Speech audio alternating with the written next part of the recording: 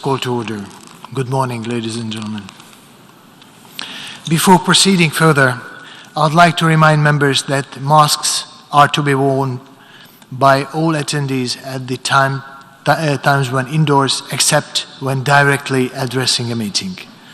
Due to the temporary closure of the east side emergency doors, in the event of fire or an emergency which requires an evacuation, please use the west side emergency doors and the stairway next to the elevator banks. Those in the third and fourth floor balconies, please use the stairway next to the elevator banks. The Assembly will hear an address by His Excellency José Ramos Horta, President of the Democratic Republic of Timor-Leste. I request the protocol to escort His Excellency.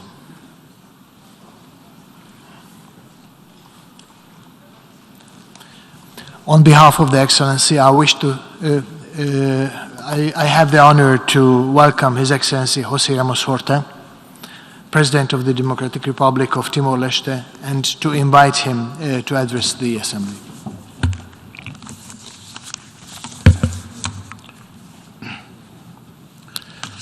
Thank you, Mr. Chairman, Mr. President. It's an honor to return to this Assembly of Nations once again as President of my country, for which I was re-elected 5 months ago. I'm conscious of time, so we have distributed my full speech, and I will skip over many pages as courtesy and respect to this Assembly.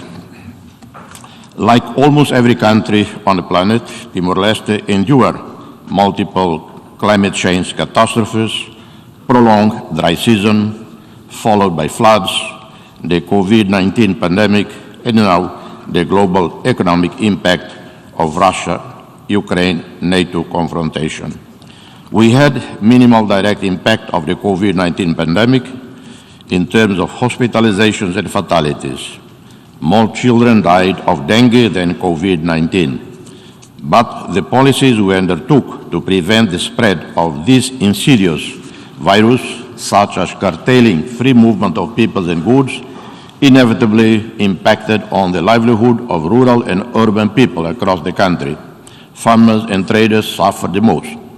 To protect our children, we closed down schools, even though we knew that this decision would have serious detrimental consequences for the hundreds of thousands of our children and youth who had to miss school and miss out on the 1 meal a day program, which provides a meal for every child in schools across the country. In the very early days of the onset of the pandemic, our health authorities and WHO and other UN agencies on the ground scrambled, worked hard day and night to prevent the much feared virus from killing our people. Thanks to the prompt actions taken by the government, supported by our partners and friends, we avoided a public health crisis. Australia proved to be a true sisterly neighbor, promptly delivering every assistance our fragile health system required.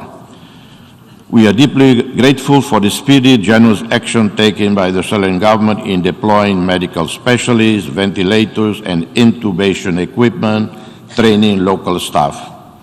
When a vaccine became available, Australia provided us beyond our needs, enabling the vaccination of more than 72% of our people, including children, in record time. Government and civil servants who at times move at a tropical, leisurely pace quickly drafted a COVID prevention and economic recovery strategy, which included cash transfers and food baskets for every low-income household. We are grateful to COVAX for the initial shipments of vaccines. We are grateful to New Zealand, Republic of Korea, Japan, China, the European Union, Portugal, and the US for their generous support in kind and cash.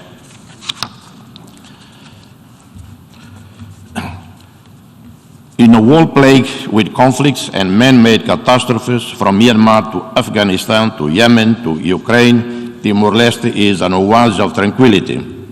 Common criminality is very low. Armed robbery is unheard of. We do not have organized crime. Our Catholic majority population, 98%, and the Protestant and Muslim brothers and sisters communities live side by side in total harmony. Timor-Leste does not have a single case of ethnic or religious-based tension and conflict. In 2023, Timor-Leste will hopefully gain WTO accession, another natural extension of our country's regional and global economic integration. ASEAN and WTO accessions are driven by Timor-Leste's own economic interests, such as domestic economic reform process to ensure healthy, enabling environment for FDIs and national investment and diversification of our economy. ASEAN membership is a strategic imperative, as important as Timor-Leste's stability and prosperity, as much as peace and prosperity in Timor-Leste should matter to ASEAN.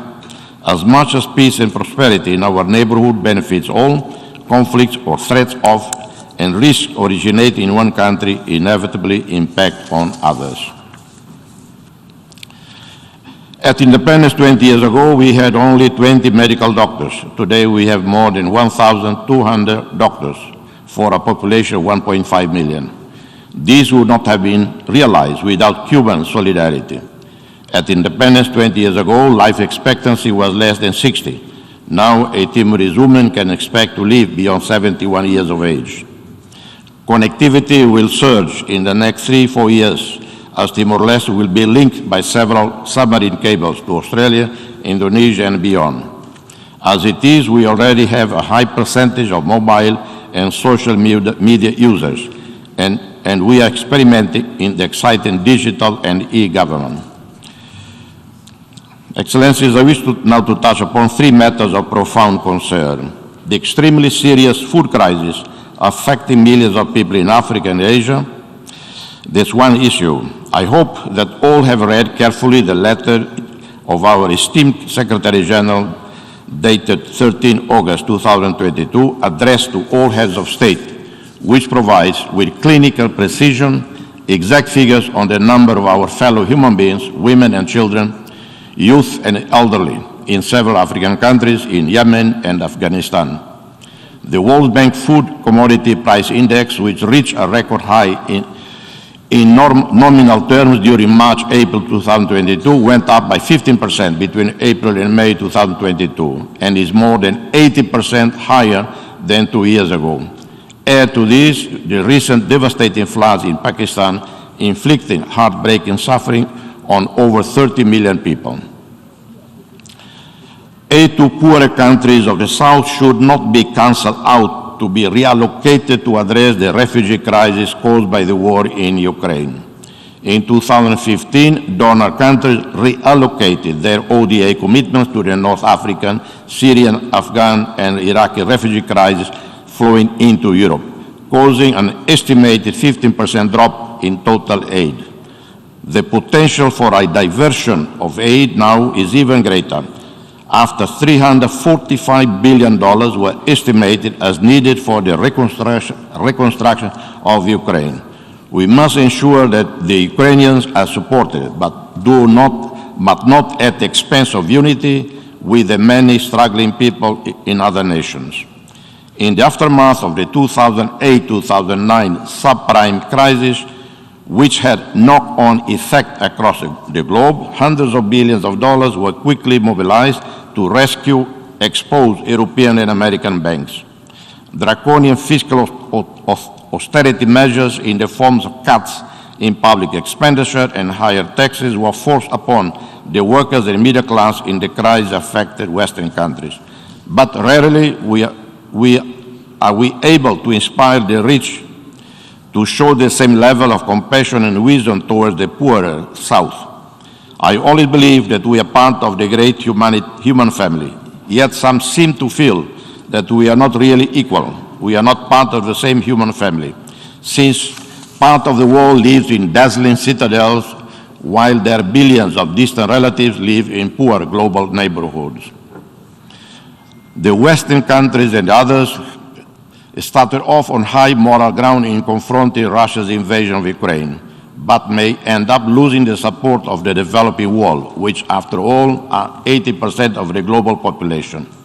They should pause for a moment to reflect on the glaring contrast in their response to the wars elsewhere, where women and children have died by the thousands from wars and starvation. The response to our beloved Secretary General's cries for help in these situations have not met with equal compassion.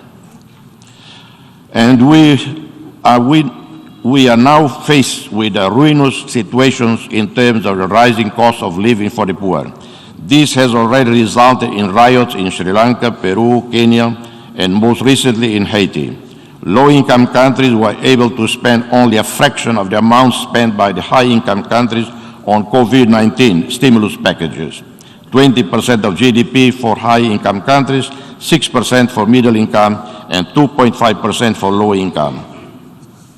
As a result, many countries had to increase their debt. Debt levels now limit us in protecting the weakest and most vulnerable from the effects of rising prices, let alone allow us to increase our efforts to address the climate emergency, which threatens our very existence.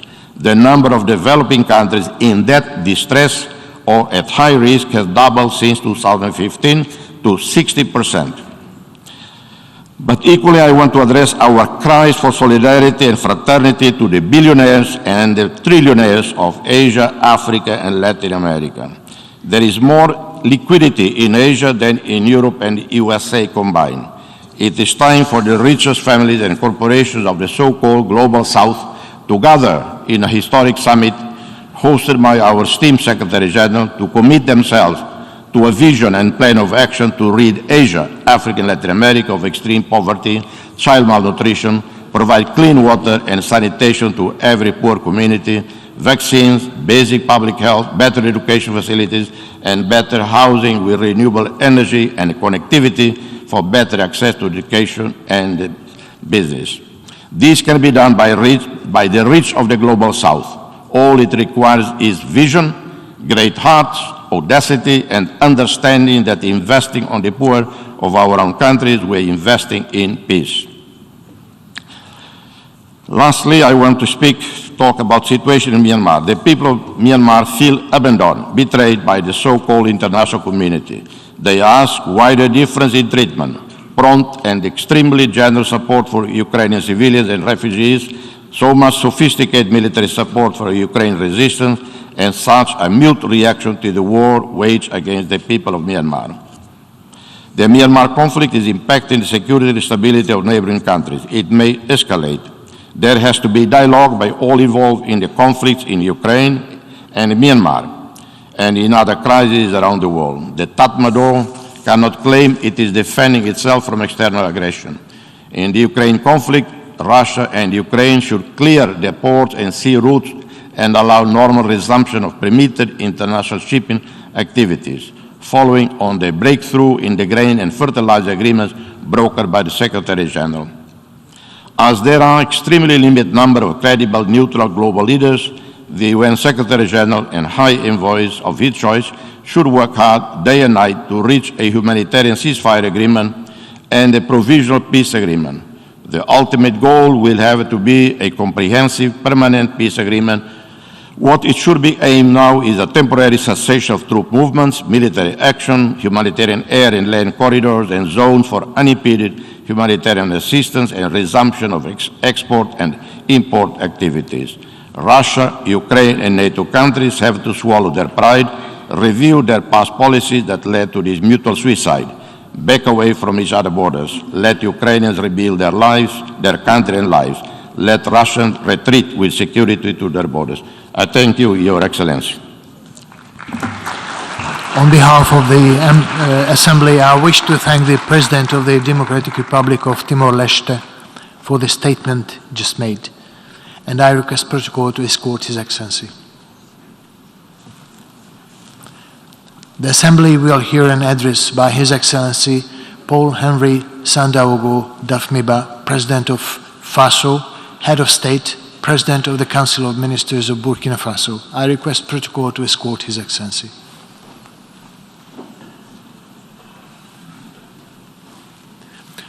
On behalf of the General Assembly, I have the honor to welcome His Excellency Paul Henry Sandaogo Damiba, President of FASO, Head of State, President of the Council of Ministers of Burkina Faso, and invite him to address the Assembly.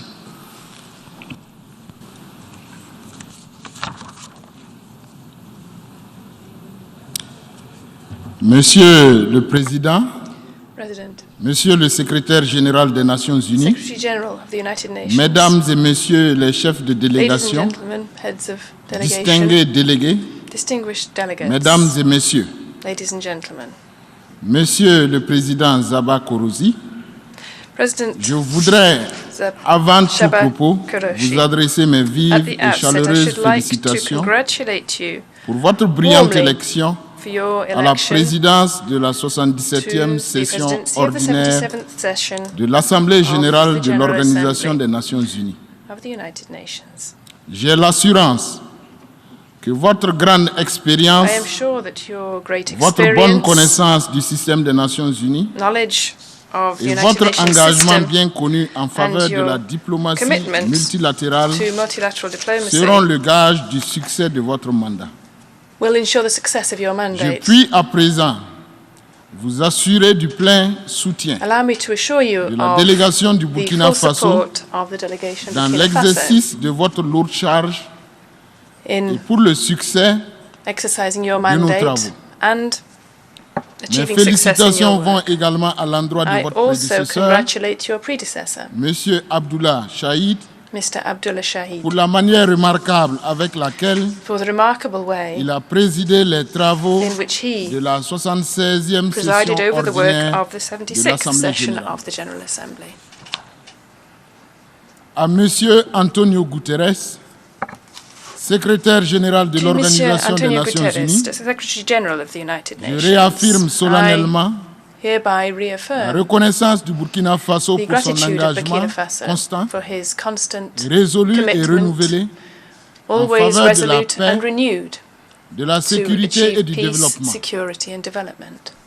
C'est l'occasion pour moi de saluer en I ces seize lieux this opportunity la tenue du to sommet sur la commend the transformation de holding of the l'éducation summit on transforming education, qui a permis une large mobilisation des which acteurs allowed du monde for de l'éducation.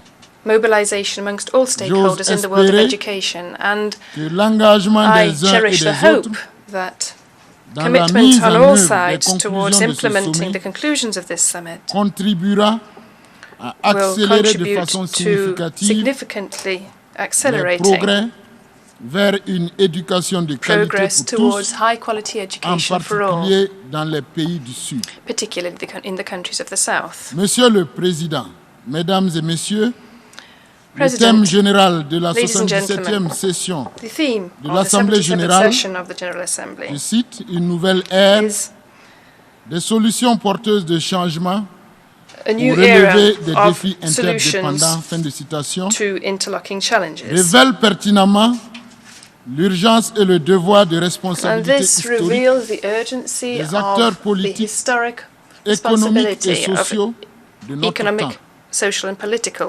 face aux multiples crises auxquelles le monde est protagonists. confronté. The world is facing numerous challenges. En effet, alors que le monde se relève progressivement de la As we are pandémie de gradually la recovering COVID-19, from the COVID-19 pandemic, d'autres fléaux tels que le other terrorisme, scourges such as les terrorism conflits intra- et conflict interétatiques, between and within ainsi states que les crises humanitaires et and the alimentaires qu'ils humanitarian and engendrent, food crises les resulting changements from this, climatiques et climate les effets change pervers continuent de marquer and douloureusement its effects are la vie du continuing monde to au hit quotidien. our daily Ces lives. fléaux viennent nous rappeler And notre these fragilité scourges remind us individuelle of our et collective, individual and collective fragility l'interdépendance des pays et des and the peuples interdependence of et countries and l'impérieuse peoples nécessité d'une and solidarité the internationale. imperious need for international solidarity. Si nous tenons à préserver l'humanité If we wish d'un to péril preserve collectif humanity et from a collective inéluctable, and unavoidable nous peril, ne devons pas we must ignorer not ce ignore rappel. this call. Monsieur le Président, Mesdames et Messieurs, President, ladies and gentlemen, la fin de la guerre froide nous a donné the de end of the rêver, Cold War d'espérer en l'avènement d'un monde allowed us to consensuel dream and to hope et for recentré autour the des valeurs advent of a cardinales de paix, consensual world de justice, based around the cardinal de liberté, values of peace, de justice, démocratie liberty, et de solidarité. democracy and solidarity. Ce fut un leurre, car nous assistons, But hélas, this was not the depuis un case, certain temps, because unfortunately à for une some recrudescence du time now we have nationalisme seen a resurgence et of du repli de nationalism soi à certains endroits and de la planète, inward-lookingness, à un recul de la around the liberté et planet. de la démocratie à d'autres a endroits, reversal of liberty and à la democracy, volonté de certains pays d'imposer leur vision a du will on monde the aux part of autres, some countries to impose their au jeu vision des upon others, rivalités et de la confrontation entre to give in puissances to rivalries pour le contrôle and politique, confrontation between powers militaire for ou political, économique military de or certaines economic parties du control monde. of certain parts of the world. Bref, des acteurs de la communauté internationale étalent aujourd'hui Members au of the grand jour international leur community vision d'un are monde unipolaire, talking about their monocolore, great vision of a conforme à unipolar leur idéologie et à single-colored leurs intérêts. world which is in line with their Il est ideologies and impérieux de se interests. ressaisir et de It is développer en crucial nous that we la force de ne pas succomber à ces stand up tentations. to this and Privilégions develop the strength plutôt within l'esprit de ourselves not to succumb to solidarité such temptations. We should en rather faisant en sorte que la ensure we have diversité a du spirit of monde soit solidarity préservée so that the diversity of et the que le world is principe de preserved l'interdépendance des and that the peuples, principle of the où interdependence chacun of peut peoples, contribuer à la gestion des where affaires du monde, everybody can soit une contribute to réalité. managing world affairs, becomes a En reality. effet, le Burkina Faso Burkina est Faso profondément convaincu fully believes que la chance de survie de l'humanité chances for the réside survival dans of humanity l'acceptation et l'usage lie in ingénieux accepting de nos and différences et de nos properly diversités. making use of our differences Loin and d'être un diversity. facteur d'antagonisme ou This should not d'hostilité, be a factor leading to elles sont une belle antagonism or hostility, opportunité but rather de the complémentarité ideal et de opportunity solidarité to find complementarity and qui solidarity nous est gratuitement And this is offerte being given pour to us on a promouvoir la plate coexistence to promote pacifique et le développement peaceful durable. coexistence and sustainable development. Monsieur le Président, Mesdames et Messieurs, President, ladies and les gentlemen, principaux défis auxquels notre monde the main est de nos jours challenges our confrontés world is sont facing bien connus today de tous. are well known. Ils ont principalement pour nom paix et sécurité, They consist mainly of démocratie peace and et développement security, durable, democracy and changement sustainable climatique development, et environnement, climate change and environment, santé et health éducation. and education. Nous pouvons ensemble et seulement We ensemble can, relever ces together défis. and only together, Pour cela, meet these nous challenges. devons essayer d'aller au-delà de nos intérêts To do this, individuels we et need to move particuliers beyond our own souvent facteur individual de interests, which often pour entretenir des lead to relations crises apaisées les uns envers in les order autres. to ensure a serene relationship J'invite with one donc another. solennellement I tous les therefore acteurs de la communauté invite internationale, all actors qu'ils and soient du protagonists nord of ou the du international sud, et community, quel que whether soit they leur come from the niveau de north or the puissance south and politique, whatever their levels of économique political, ou economic or militaire, à military power, s'inscrire dans une telle démarche. Monsieur le Président, to join in Mesdames et with this Messieurs, movement. certaines President, ladies questions and reviennent gentlemen, depuis plusieurs années for déjà several years now, a number l'ordre of du jour questions have been de chaque returning session de regularly to the l'Assemblée générale. agenda of the General Assembly. Au nombre de celles-ci, on note les questions de la These Palestine, include the questions of du Sahara Palestine, occidental, de la Western dette, Sahara, des changements debt, climatiques, climate de change, l'embargo contre Cuba, the de la embargo guerre en against Cuba, Ukraine the war in ou Ukraine, encore de la réforme du Conseil de and sécurité. Security Council reform. Pour la résolution de chacune de ces questions, le In Burkina resolving Faso, each par of ma these voix, questions, recommande vivement Burkina la Faso prééminence du droit, recommends the preeminence l'exaltation de of la justice the et de rule of l'équité law, et le justice triomphe and du bon equity, sens. and the triumph of Monsieur le Président, good sense. Mesdames et Messieurs, à présent, je voudrais President, dire ladies and quelques mots gentlemen, I should like now to say a few sur la words about the situation de mon situation pays. of my country Les idéaux de la and the transition ideals of politique the political transition a cours underway en there ce at the moment moment En lien avec le thème in line très with the very pertinent de la relevant présente session theme of this de session of the l'Assemblée General générale Assembly et les objectifs poursuivis par la Charte des and Nations the Unies. objectives of the Charter of the United Le Nations. 24 janvier 2022, On the 24th of January groupe de jeunes 2022, a patriotes group of young s'est vu contraint de Patriots prendre ses responsabilités dans la gestion publique des affaires de had l'État. to stand up and assume their responsibilities in the public Bien management of entendu, state à la affairs, dérive de la gouvernance politique en place, given à the l'insécurité grandissante dans notre pays, à la problems facing the désintégration current progressive et continue de l'État, current governance, en mettant un increasing terme à insecurity un in our régime country, and the démocratiquement élu, gradual continued disintegration of the state by setting up a Loin de nous democratically elected toute but idée de nous chaotic justifier regime. ou Far be d'encourager it des from us pratiques de to justify déstabilisation ou de ourselves or to violation des encourage ordres practices constitutionnels. of destabilization or the violation of En effet, constitutional order.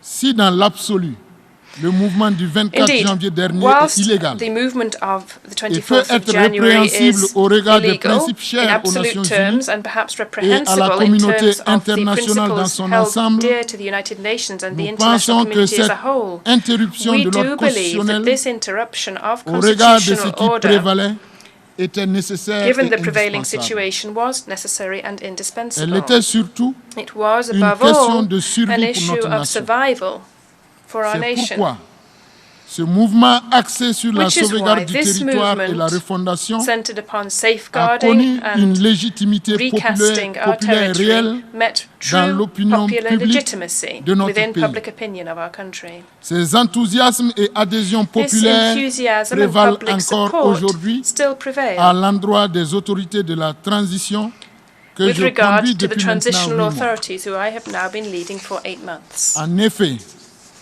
la situation sécuritaire au Burkina Indeed, the Faso security situation in Burkina a connu Faso un début de dégradation en began to 2015 deteriorate in avant 2015, de culminer en with this 2020 process et culminating 2021. in 2020 and 2021. Les récents événements qui ont perturbé The la marche recent démocratique events de mon causing pays upheavals in the sont le democratic résultat de l'absence de réponse idoine process of my à cette country are the crise result of a sécuritaire lack of responses to et d'une the gouvernance security crisis politique and calamiteuse to disastrous qui ont political engendré, entre governance, autres, which led inter alia le plus to grand nombre the de greatest déplacés number internes of dans l'histoire internally politique displaced de notre persons in the pays political history of et our de notre country sous-région, and our sub-region. soit 1 That is 520 12 personnes à la 1,520,012 date people du 31 août 2022, on the 31st of August, by the une 31st of August crise humanitaire 2022. et alimentaire As sans well as a précédent, humanitarian and dans food l'histoire de notre crisis which pays, were unprecedented in our la history, fermeture de plusieurs milliers and the d'écoles closing of several et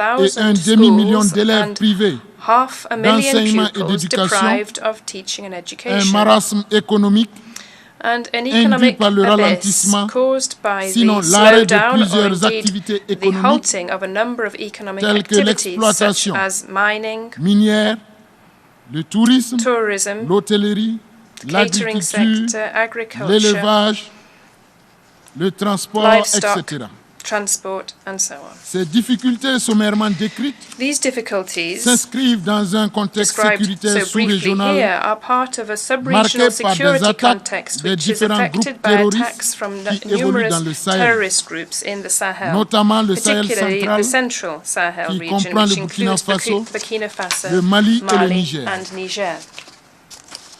Néanmoins, Nevertheless, pour y faire face, le in gouvernement de order la to transition, tackle this comptant problem, a the priori sur transitional government de nouvelles is initiatives counting endogènes, on new a pris ses responsabilités endogenous en élaborant initiatives un and plan has d'action assumed its responsibilities reposant by sur 4 establishing a plan of objectifs action stratégiques based déclinés around comme suit. 4 strategic objectives. Premièrement, la As lutte follows. contre le Firstly, terrorisme et la restauration de combating l'intégrité terrorism du and territoire. restoring the integrity of the territory. Deuxièmement, la réponse à la Secondly, crise a humanitaire. response to the humanitarian crisis. Troisièmement, la refondation Thirdly, de l'État et the l'amélioration de restructuring la of the gouvernance. state and an improvement in Et governance. enfin, la And réconciliation nationale et la cohésion National sociale. reconciliation, social cohesion. Pour atteindre ces objectifs In order stratégiques, to achieve these le strategic gouvernement de la objectives, transition a the pris transitional government has les initiatives taken the majeures following ci-après major initiatives. D'abord, la réorganisation du Firstly, dispositif de the sécurité reorganization nationale of the national security et des mechanism, actions fortes et vigoureuses and sur le strong, terrain contre le terrorisme et les groupes robust armés, actions on the ground against terrorism la and lutte armed contre groups. la radicalisation, les discours Combating haineux radicalization, et la hate stigmatisation des speech, communautés, and the stigmatization of certain communities. la mise en place d'une politique de Implementing a déradicalisation policy of et de de-radicalization réinsertion and socio-professionnelle socio-professional des reintegration combattants repentis des for groupes armés, former combatants from armed le groups. soutien à la réinstallation et Support à l'insertion for the socio-économique Socio-economic des personnes reintegration déplacées of internes internally displaced et des persons and personnes those affectées par affected le by terrorisme. terrorism. Et enfin, And finally, la lutte contre la corruption, combating la corruption, promotion de la justice promoting et de l'équité, justice and ainsi equity, que l'éducation and à la paix et à la citoyenneté. education around peace and Toutefois, citizenship. La seule volonté ou la simple détermination du Burkina However, Faso a simple dans la determination lutte or contre will le in the terrorisme Burkina Faso to ne combat suffiront terrorism pas will à not elles be seules enough à produire alone des to effets produce durables ou lasting or irréversibles irreversible dans ce domaine. effects in this area. Le soutien de la communauté The support of the internationale est international indispensable community et is attendu. crucial and Ce highly soutien est expected in surtout this urgent regard. This car la support is position all the more géographique du urgent Burkina because the geographical fait de position lui of un Burkina verrou pour makes it freiner into a l'expansion du linchpin terrorisme for halting the vers les expansion of pays terrorism côtiers towards comme coastal le Bénin, countries such as la Benin, Côte d'Ivoire, Côte d'Ivoire, le Ghana et le Ghana, Togo. and Togo. Monsieur le Président, Mesdames et Messieurs, President, ladies and gentlemen, la stabilité, la the sécurité et la paix stability, au Sahel security and peace ne sont pas of the seulement une Sahel are affaire not des pays de cette only région. a matter for the Dans countries la of that mesure où la region, situation qui in the prévaut sense aujourd'hui that dans the les pays du prevailing Sahel situation in the countries est of la the Sahel résultante, faut-il le rappeler, is the result, I recall, d'une migration du phénomène du of a terrorisme. migration of the nord terrorist vers le phenomenon sud du from the continent. north to the south of the continent. Ce qui se passe What aujourd'hui is au happening Sahel, today in the de Sahel, par ses effets transfrontaliers, because of its cross-border est un effects, problème is qui a met en problem jeu la paix et la which sécurité imperils internationale. international peace and security. Dès lors, It il is est therefore important que la communauté imperative for the internationale international s'en préoccupe community et s'en saisisse davantage. to take Les greater account efforts of this and jusque-là tackle déployés it. Efforts sont certes deployed salutaires, thus far mais restent are en deçà welcome, des but attentes au fall regard de below la réalité du expectations terrain. regarding the realities on the ground. Au demeurant, I je should salue like here l'initiative to du welcome the président de l'Union initiative of the africaine President of the African Union et du and the secrétaire Secretary général des General of the Nations United Unies Nations de mandater to le mandate président Mamadou President Issoufou Mamadou Issoufou pour conduire to une lead mission a d'évaluation joint stratégique strategic conjointe evaluation Union mission africaine between the ONU African Union sur and la the sécurité UN au Sahel. on security in the Une Sahel. mission This qui mission devrait aboutir à should l'élaboration de result in recommandations establishing recommendations sur la manière de renforcer as to la réponse how internationale best to bolster à la the crise international sécuritaire au response to Sahel. the security crisis in the et ce, Sahel, en vue d'y trouver une solution globale et with a view durable. to achieving a global and Je enduring lance solution. un appel aux I partenaires techniques call et financiers upon our bilatéraux bilateral et and multilateral multilatéraux technical and financial pour soutenir partners le plan d'action to de la support transition the transitional action adopté plan le 6 mai adopted on dernier. the 6th of May.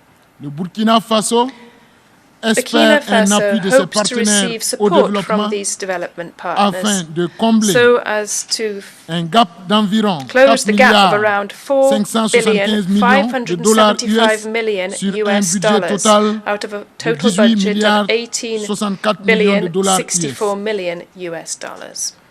Le gouvernement a également entamé The government l'élaboration has d'un programme also d'urgence de la launched transition the establishment of qui sera a consacré aux projets prioritaires transitional emergency innovants program, which et will à be fort devoted to impact sur les priority conditions de vie des projects of an populations innovative nature with a great pour impact lesquels on the daily lives of our il compte people. sur la And we are mobilisation counting des upon the amis mobilization et of partenaires du our Burkina Faso. friends and partners to do this. Monsieur le Président, Mesdames et Messieurs, President, ladies and gentlemen, les autorités de la the transition au transitional Burkina Faso authorities in Burkina Faso sont are conscientes aware de leur of responsabilité our devant le peuple responsibilities burkinabé to the Burkinabe et de leur people devoir and vis-à-vis our de la duties communauté to the internationale. international community. Qu'il soit clair pour tous, Make elles no ne s'y mistake about this. déroberont We pas. will not evade these responsibilities. Conscientes de leurs responsabilités, The transitional les authorities are autorités aware de of their la transition sont responsibilities, therefore, parvenues le and 3 juillet dernier achieved and managed on à the un 3rd of compromis July dynamique to reach a avec la dynamic communauté économique commitment des États with de the l'Afrique de Economic l'Ouest Community of West African States, sur une durée de la ECOWAS, transition fixée à regarding 24 mois timeline pour for the compter du transition, 1er which will juillet last for 24 2022 months from the 1st of July et la 2022 nécessité de onwards, mettre en place and also the need un to mécanisme de establish suivi d'évaluation de la transition a autour monitoring des and evaluation indicateurs relatifs mechanism à la regarding sécurité, the transition au retour and des services de security l'État dans indicators, les zones occupées, as well as ainsi the qu'au return of retour state des personnes services déplacées. to occupied areas Je and the reste return of convaincu displaced persons. que des avancées I significatives fully dans ces believe trois that domaines significant progress in these areas permettront will de allow créer us les to conditions put in favorables place pour la conditions tenue favorable to the d'élections holding of crédibles credible, et transparentes transparent en vue d'un elections retour with a à view l'ordre to a constitutionnel return to normal. normal constitutional order. Ces avancées ne seront possibles Such que grâce progress à will un only appui be conséquent possible de la communauté thanks to internationale significant support que from the j'appelle de tous international mes vœux community, du haut de cette tribune. upon whom I call Je from saisis this par ailleurs rostrum. l'opportunité que I m'offre also cette tribune seize the opportunity offered pour to me here remercier to thank tous les partenaires all techniques et our financiers bilateral, multilateral bilatéraux, and private multilatéraux et privés technical and financial qui partners nous accompagnent who ou have qui ont been promis de nous supporting us or accompagner. who have promised to support us Je voudrais également inviter in the ceux qui ne future. l'ont pas encore I should fait also like to invite à those se who have not décider yet pour done nous so rejoindre et to nous take the accompagner dans decision notre to élan join de us and to reconstruction support us in et de our consolidation de notre tissu reconstruction économique, and in consolidating social our et sécuritaire. economic, social and security fabric. Monsieur le Président, Mesdames et Messieurs, President, ladies and gentlemen, les populations de nos pays, the people of our qu'elles soient countries, riches ou whether they be pauvres, rich or poor, puissantes ou faibles, powerful or ont weak, besoin d'un monde sécurisé need et en a paix safe, où peaceful chacun peut world vivre en where toute they can quiétude all et exercer live pleinement ses droits. serenely and fully exercise their Or, rights. la région du Sahel, However, the aujourd'hui, Sahel est un region concentré de today groupes armés is a qui hotbed of sévissent à armed travers le groups monde. who are holding sway Ces throughout groupes the world. constituent une menace These groups are a qui threat pèse non seulement sur la not only sécurité de upon the cette région, security of this region, but mais also aussi sur la sécurité upon the du reste du security monde. of the rest of the world. Si rien n'est fait pour venir en aide If nothing is done de manière to décisive come to et their aid urgente decisively and aux pays de urgently cette région, in the l'on countries of this court le risque region, we d'une run the déflagration risk du terrorisme dans les pays du of Golfe a de la Guinée, resurgence of terrorism in Golfe de Guinée, the countries of the puis Gulf of sur Guinea, le reste du and monde, then in the rest of à the commencer world, par l'Europe, starting in continent le Europe, plus proche which is de the l'Afrique. closest continent to Africa. Aucune mesure de précaution ou de No prévention ne pourra precautions or empêcher le prevention terrorisme measures will de prevent s'inviter terrorism outre-Atlantique from then si le crossing Sahel the est abandonné Atlantic à if lui-même. the Sahel Et is rien, abandoned. absolument rien ne pourra And retenir nothing la at jeunesse all des pays du will be Sahel able to et stop ses environs the youth in the contre les Sahel tentations countries des and its immigrations surroundings from périlleuses en Europe giving in to the à travers le temptation Sahara of et la perilous Méditerranée immigrations to Europe through si cette the jeunesse Sahara n'a and the plus d'espoir Mediterranean sur if ses this youth propres has terres. no longer any hope. Monsieur by le staying at Président, home. Mesdames et Messieurs, President, Le ladies Sahel. and gentlemen, dans les malheurs que lui inflige le terrorisme, the est Sahel devenu le is facing théâtre de many rivalités afflictions due stériles to terrorism and et has de become convoitises indécentes an qui arena for exacerbent la sterile situation. rivalry Mieux and greed, que ce which are spectacle exacerbating désolant, this les situation. pays du Sahel ont plus besoin de Rather than just solidarité et looking d'aide. at this bleak D'aide, spectacle, the mais countries pas of the Sahara n'importe rather laquelle. require solidarity and L'aide dont nous avons besoin assistance, but est not celle qui nous aide just à nous any départir de assistance and l'aide. aid. L'aide qui tue This is the l'aide, kind of c'est cette assistance which forme allows us to d'aide move away from aid. Aid killing aid in a conforme way, à nos and this is convictions the kind of celle assistance qui which is in respecte line notre with our dignité. convictions and respects our Monsieur le dignity. Président, Mesdames et Messieurs, je President, voudrais ladies and gentlemen, terminer mon propos to conclude, en invitant encore I tous should les like acteurs de once la again communauté to invite internationale all those plus in de the international solidarité community to les exhibit uns greater envers les autres, solidarity to one car c'est la another. meilleure This façon de is the relever les best way défis to meet the de challenges notre temps we face in our et de time préserver les intérêts de and to tous. preserve the interests of all. Raoul Folero Raoul disait que nul Folero n'a le droit said d'être that heureux tout nobody seul. has the right to be happy alone. Alors, faisons en sorte So let us qu'il n'y ensure ait plus that there d'enfants are mal no nourris et sans more éducation ill-fed, ni uneducated children, qu'il n'y ait plus de jeunes sans that there are formation no et sans young people emploi, without training and without qu'il n'y ait jobs, plus de paysans sans terre that there are pour no vivre longer dignement, those qu'il n'y ait living in plus rural areas de without lands travailleurs allowing them to live opprimés with dans leurs dignity, droits, that there are no longer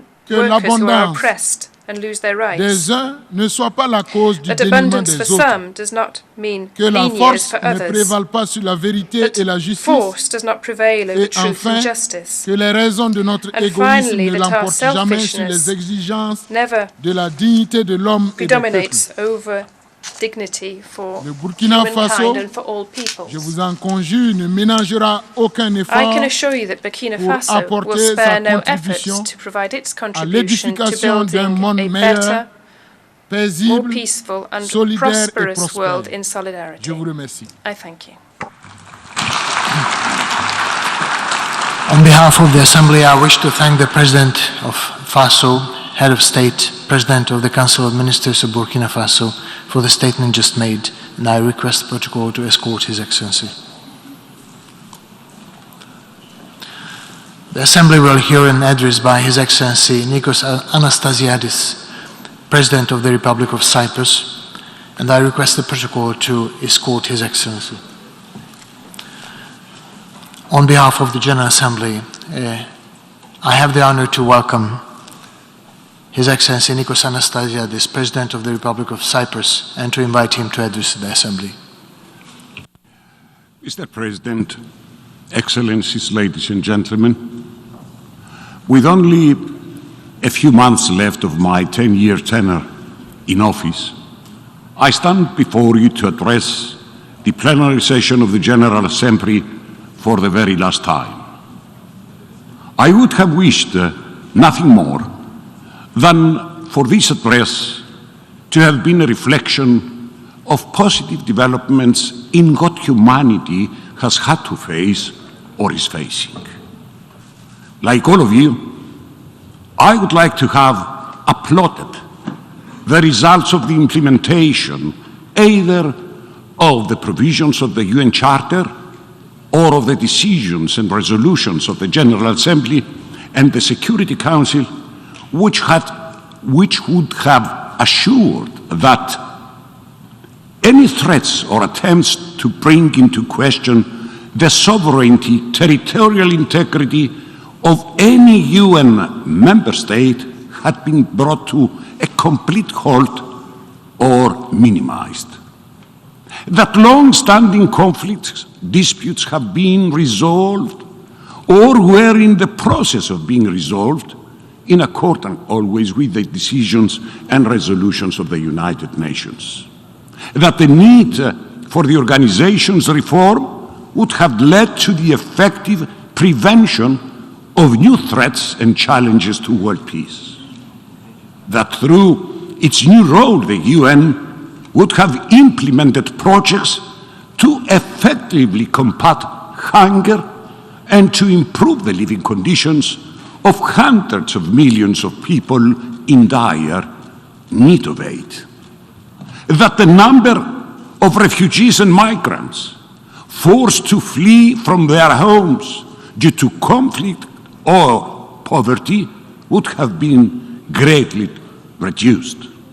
That further, we would have been able to tackle social and economic exclusion, lack of adequate healthcare standards, and shortage of educational opportunities.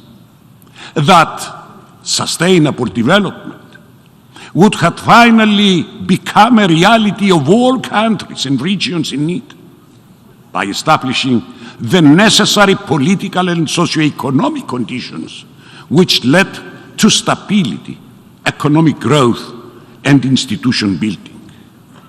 That measures for the prevention of climate change and its devastating consequences would have been implemented consistently by all parties involved.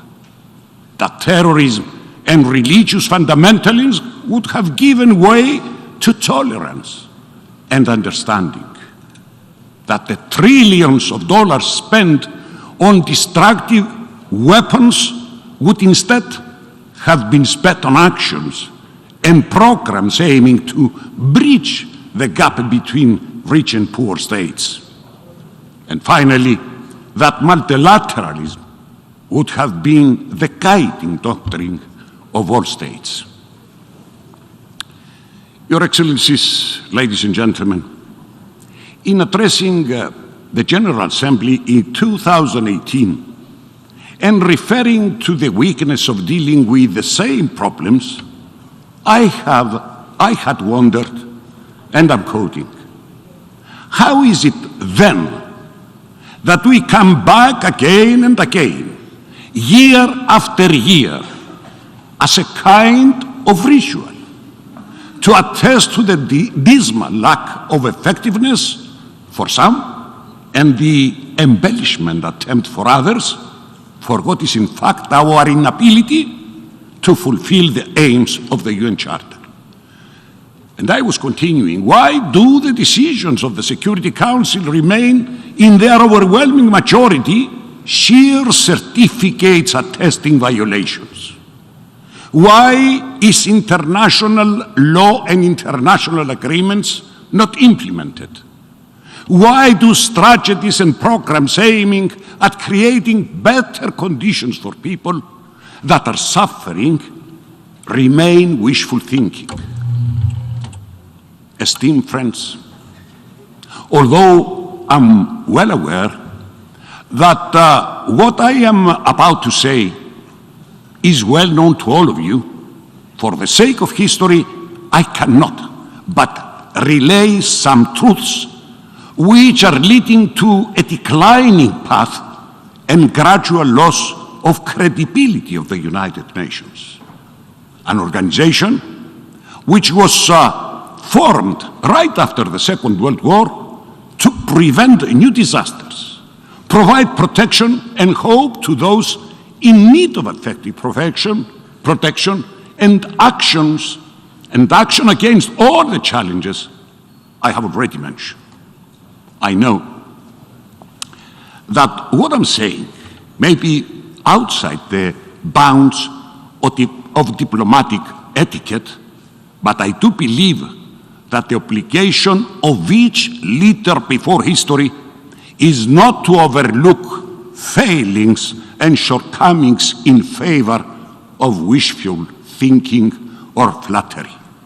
That is why I will proceed with a review not just of the reasons which have transformed the organization into a repository of problems, but also to what states are required to do in order to provide credibility to the organization, as well as the ability to effectively impose international legal order or to consistently implement decisions and programs for the benefit of humanity. Ladies and gentlemen, in my opinion, the weakness and inefficiencies of the United Nations is due to, first, the fact that the international law is preceded by financial or other interests of powerful member states. Second, that despite the end of the Cold War, alliances based on common interest lead to tolerance towards states which violate international law if the offender is under their sphere of influence.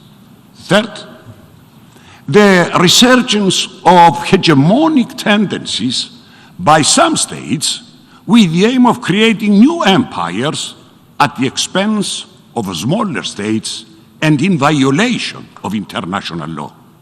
Fourth, despite the declared intention of the Secretary General of the United Nations to proceed with the much needed reform and modernization, as well as its modus operandi and decision-making process, the lack of willingness on the part of the aforementioned states has not allowed for the implementation of such a change.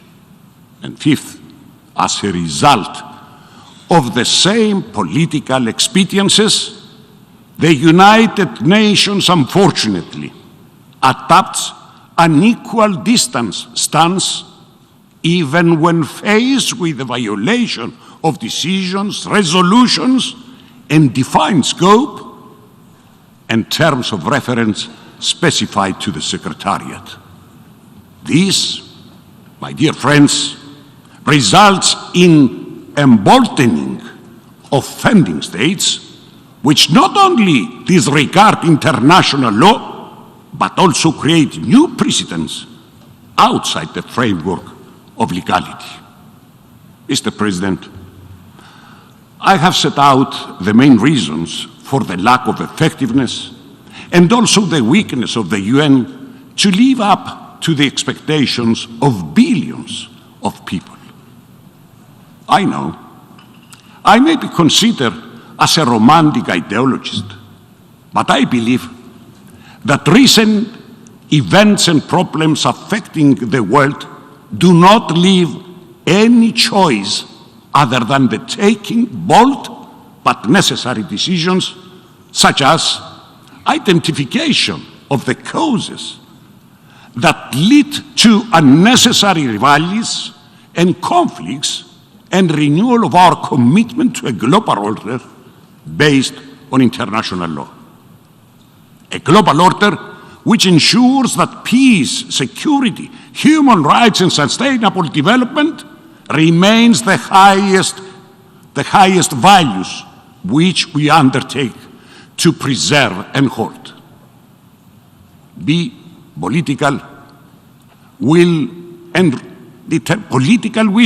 determination to proceed with the reform and modernization of the UN to a just and efficient multilateral governance system.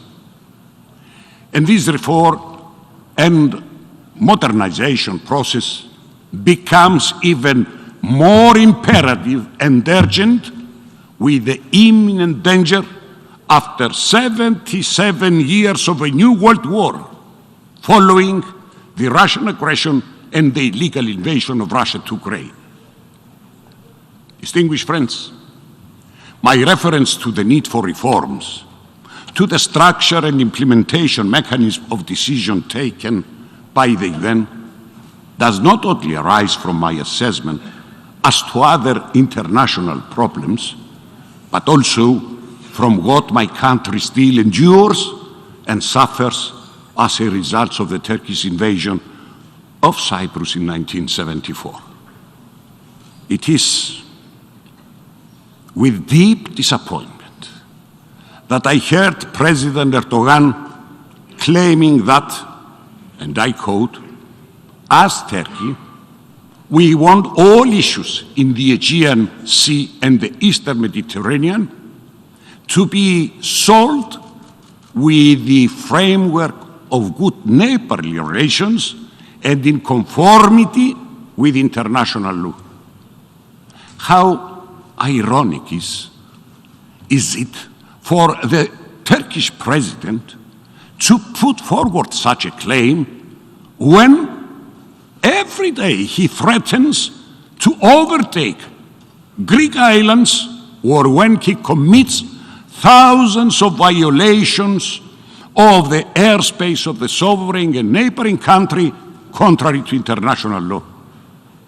How even more provocative is it to express the desire to resolve disputes in conformity with international law when he refuses to implement numerous resolutions of the United Nations on the Cyprus problem and creates new fait accompli?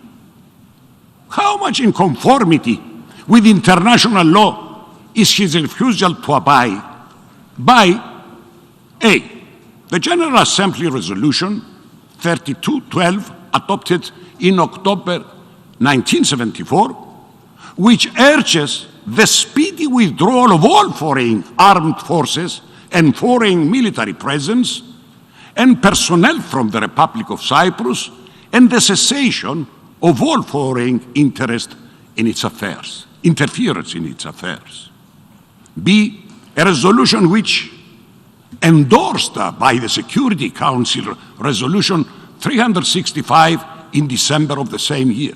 C, the Security Council Resolution 1251 of 1999, which reaffirmed its position that Cyprus settlement must be based on a state of Cyprus with a single sovereignty, international personality, and a single citizenship, with its independence and territorial integrity safeguarded in a bizonal, bicommunal federation.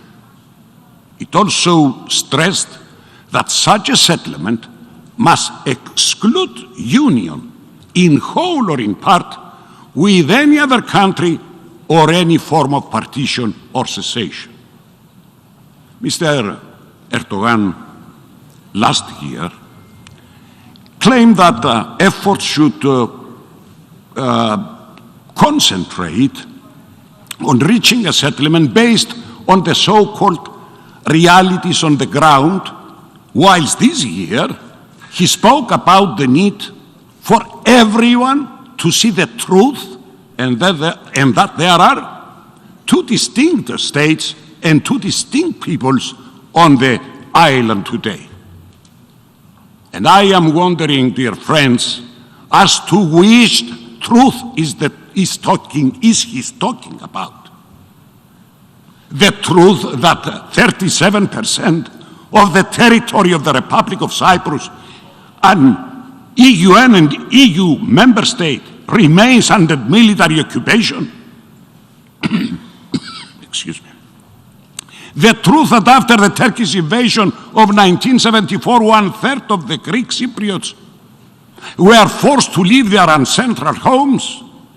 The truth that they have implanted hundreds of thousands of Turkish nationals to the occupied areas, thus altering the demographic character of the island, turning the Turkish Cypriot community into a minority in the areas they illegally occupy.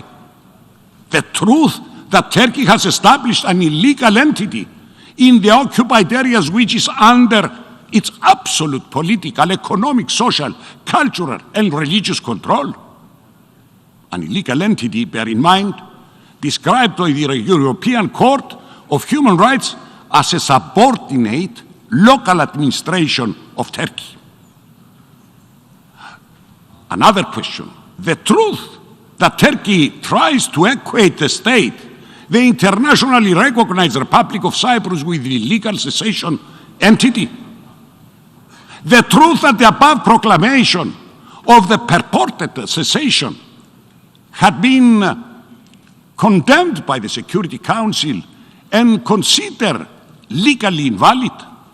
The truth that the Security Council called for its reversal, and for all states and the international community as a whole not to accept it or in any way assist it.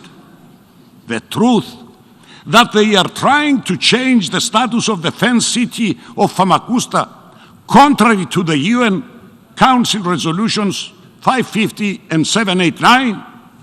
The truth that Turkey adopts its own arbitrary interpretation of international law, which reduces the exclusive economic zone of Cyprus by 44% at the expense of both Greek and Turkish Cypriots, contrary to the United Nations Convention on the Law of the Sea.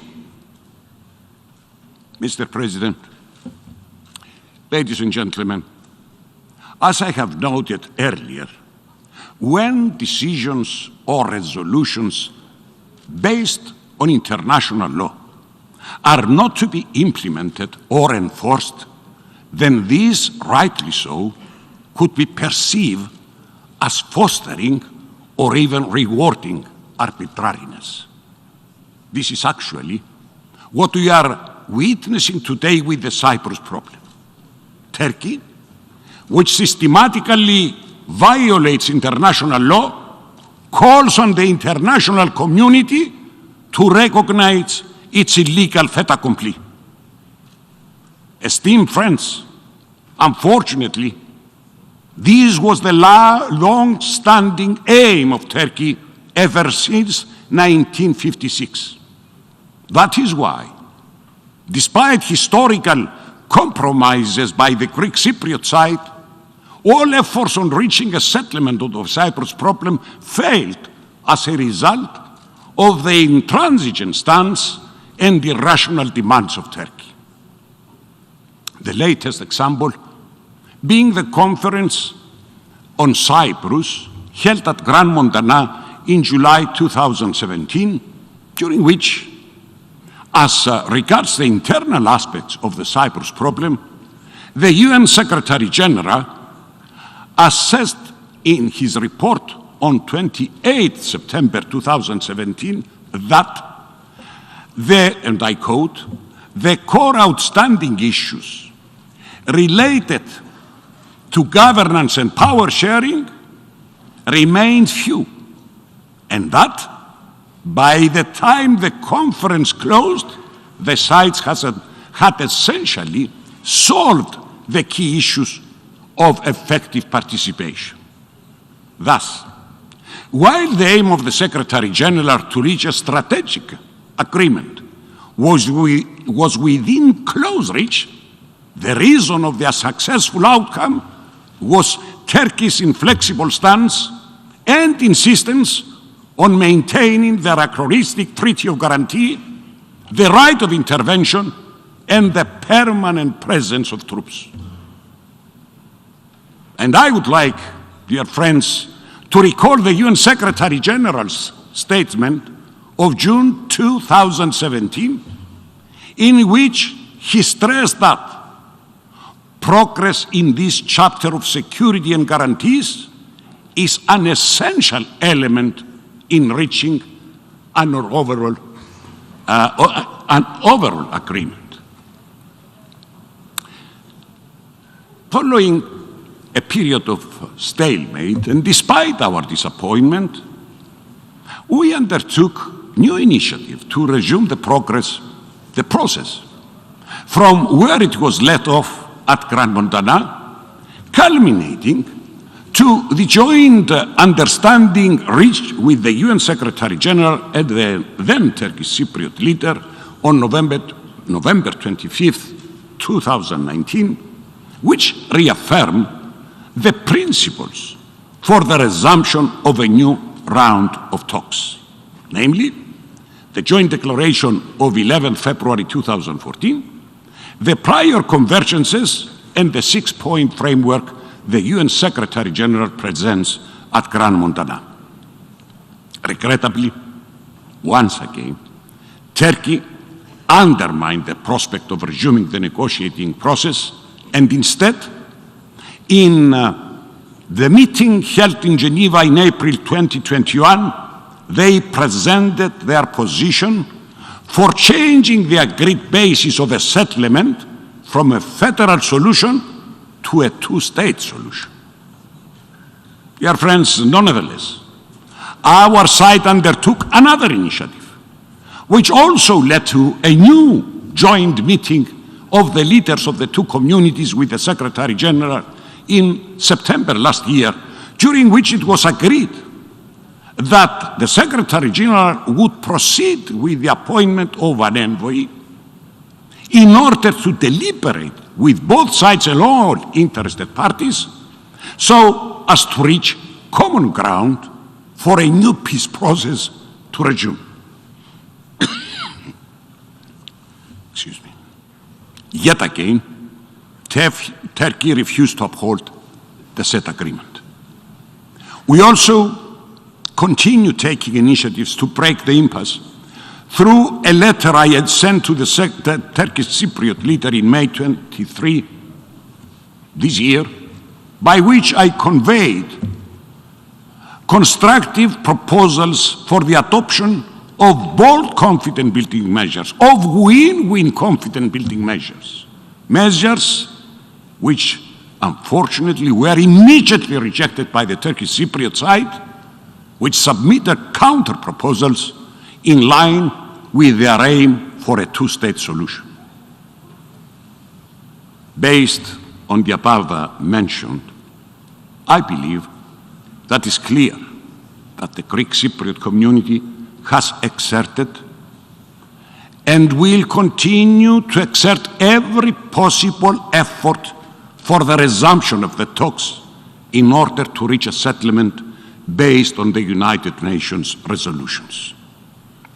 And as I have emphasized, the only way forward in resolving conflicts and for peace to prevail is none other than the unwavering adherence to international law and the UN Charter, not as arbitrarily interpreted by those who seek to disguise their revisionist aspiration. Mr. President, ladies and gentlemen, during my 10-year tenure, I might not have been able to enjoy what the vast majority would have also wished: the necessary reforms of the international organization, the resolution of international conflicts, and tackling challenges that affect hundreds of millions of people, such as hunger, poverty, and climate change. I might have not been able to see my homeland reunited with my Greek and Turkish Cypriot compatriots living in conditions of peace, prosperity, and stability. However, I earnestly hope that during my lifetime I will be able to witness a better and more stable future for humanity. Thank you for your understanding. En nombre de la Asamblea, agradezco al presidente de la República de Chipre la declaración que acaba de formular y pido al protocolo que acompañe a su excelencia. La Asamblea escuchará ahora un discurso del excelentísimo señor Nikinike Furuvaravu, presidente de la República de Vanuatu. Pido a protocolo que acompañe a su excelencia.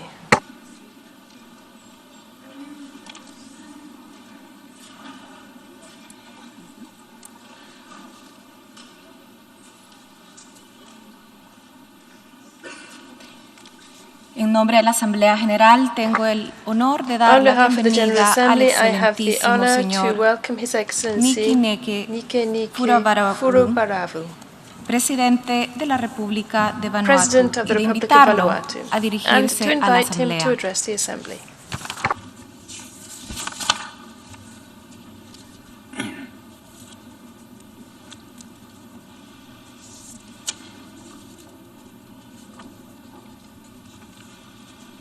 Mr. President, Excellencies, distinguished guests, ladies and gentlemen.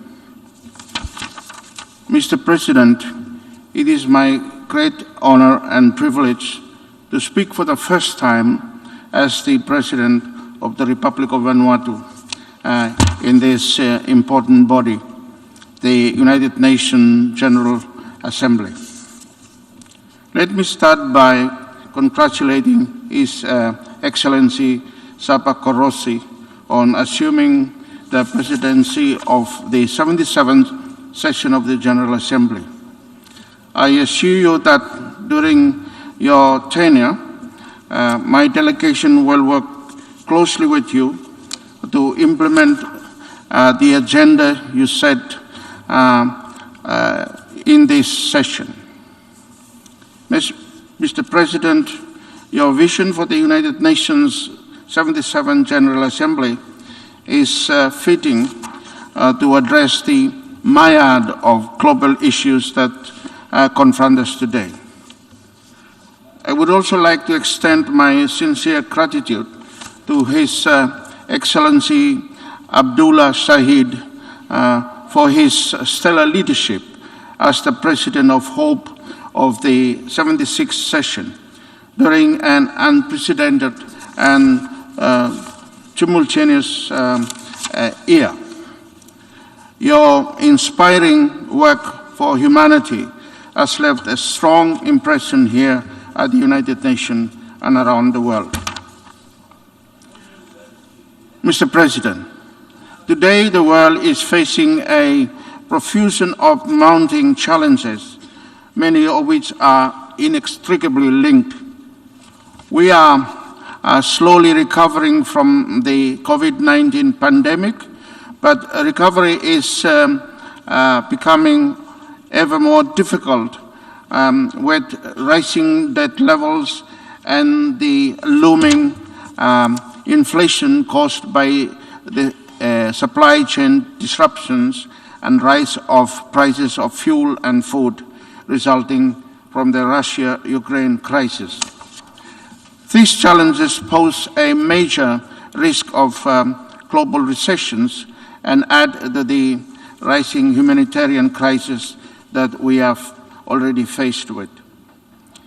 As we gathered here, more families around the world are finding it extremely difficult to put food on the table, pay their bills and rent, and to meet the basic necessities. These hardships can be avoided by deploying smarter diplomacy and appropriate macroeconomic policies. These challenges are more harder compounded by an existential climate crisis that is already devastating our economies and our ecosystems. Over the past years, we have witnessed record heat, wildfires, severe hurricanes, coral bleaching, rising sea levels, prolonged droughts, and record floodings. The global challenge that we are facing impacts the poor and the vulnerable the hardest. Without adequate basic social safety nets and fundamental human rights protection, their future is uncertain. Mr. President, every day we are experiencing the debilitating consequences of the climate crisis, and the world is now demanding more ambitious action on climate at every level.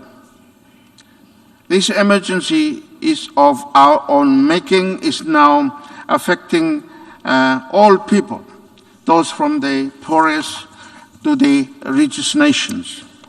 No one is immune to the extreme weather events now ravaging our islands, cities, and states. No one can escape the rising tides. Our youth are terrified of the future world we are handing to them through expanding fossil fuel dependency, compromising intergenerational trust and equity. Mr. President, fundamental human rights are being violated as we begin measuring climate change not in degrees of Celsius or tons of carbon, but in human lives. The time is up. Action is required now. And that is why the nations of the Blue Pacific continent are leading a global initiative to bring climate change to the International Court of Justice, the only principal UN organ that has not yet been given an opportunity to weigh in on the climate crisis. We believe that bringing climate change to the ICJ is a global public good and will further support the progressive development of international law. In this very hall, working in solidarity with UN member countries, we will ask the ICJ for an advisory opinion on existing obligations under international law to protect the rights of present and future generations against the adverse impacts of climate change. We believe that legal clarity from the world's highest court will help to spur even greater climate action and strengthen the Paris Agreement. We believe in the norms and rule of international law, and we firmly believe that our existing international laws and conventions already contain critical protections for human rights and for the environment. Taking climate change to the ICJ via the General Assembly is not a silver bullet for increasing climate action, but only one tool to get us closer to the end goal for a safe planet for humanity. The leader of the Pacific Islands community to continue to demonstrate higher levels of climate ambition and collective action. That is why, beyond the ICJ, we are supporting several other tools to battle the existential threat of climate change. We call on states to join the group of nations proposing to include the crime of ecocide in the Rome Statutes. Acting with knowledge of severe and widespread or long-term damage to the environment can no longer be tolerated. The future of tomorrow, we are the guardians of that future. I acknowledge, congratulate, and commend the work of the Commission of the Small Islands States led by Antigua and Barbuda, Tuvalu and Palau to bring the issue of climate change as it relates to the law of the sea to the International Tribunal of the Law of the Sea. We call for the development of a fossil fuel non-proliferation treaty to phase down coal, oil, and gas production in line with 1.5 degrees Celsius and enable a global just transition for every worker, community, and nation with fossil fuel dependence. It is critical that states must revise and enhance their nationally determined contributions to the Paris Agreement, as Vanuatu has completed last month, as we agreed in the Glasgow Pact at COP26. As you see, we are leaving no stones unturned as we seek solution to this climate crisis. And I particularly call on member states to support Vanuatu and our global coalition as we bring an ICJ climate change resolution before the General Assembly this season. Mr. President, the nuclear risk still remains and presents an existential threat for human species and all forms of life that inhabits the Earth. The nuclear risk is becoming even greater given the Ukraine-Russia war and the intense geopolitical tensions rapidly evolving before us. The lack of consensus on the recent Non-Proliferation Treaty review makes it difficult to achieve nuclear disarmament. This division reveals that the NPT as a central pillar of international rules-based pillar is not seen as a priority by certain nuclear powers. This is a major cause of concern for our planet. Mr. President, just like most countries in the world, my country, Vanuatu, was affected by COVID-19 pandemic. Our economy is heavily dependent on tourism, and this was halted when the borders were closed. Our economic activity significantly declined, and households' livelihoods were severely affected. We have been fortunate that the labor mobility programs that we enjoy with Australia and New Zealand has allowed Vanuatu to export these services, enabling remittance flows that has helped household income and boosted our economy. Furthermore, since most of the population resides in the rural areas, the subsistence economy has been able to sustain the livelihoods of our population. To avert economic decline and social hardships, the government responded by implementing stimulus packages that targeted household incomes and provided finance to the business sector to keep their businesses afloat. The government has been able to do this because of accumulation of budget surpluses over the years. The government launched a nationwide COVID-19 pandemic program allowing distributions of essential supplies before COVID reached Vanuatu, and as a result, only a few deaths were experienced. And as such, the vaccines rate, as soon as vaccine rates reached 70% of the total population, the borders were reopened.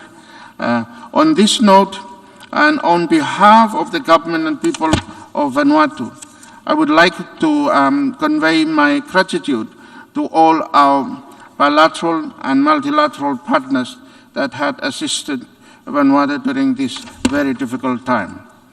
The COVID-19 taught us a few lessons, one of which is that the need to ensure that digital inclusion is prioritized in all our economies.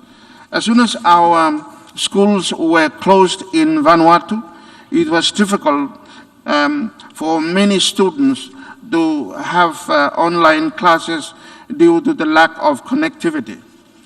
I am sure that this is not only a phenomenon experienced in Vanuatu, but in other developing countries as well. This is why I believe digitalization requires a concerted global response and action. Without it, the many goals spelled out in the 2030 agenda may not be realized. Vanuatu is gradually recovering from COVID-19 and tropical cyclone Harold. The borders are opened and tourism is starting to bounce back. As it stands, we are poised for economic growth of 3% in 2022. This recovery, however, is undermined by the inflationary pressures posed by by rising prices of fuel and food. This recovery is also threatened by climate change and severe weather patterns as Vanuatu is about to enter into the cyclone season. For Vanuatu's Category 5 cyclones are becoming a new norm. Mr. President, Vanuatu's fragile economic recovery is a story that I am sure is not only unique to Vanuatu, but one that is familiar to most small island developing states, SEEDs, and other developing countries. Our economic recovery would require not only the domestic policies that will spur growth and build resilience, but which would also require complementary bilateral support measures. One way to do this is to ensure that SEEDs can have access to concessional financing.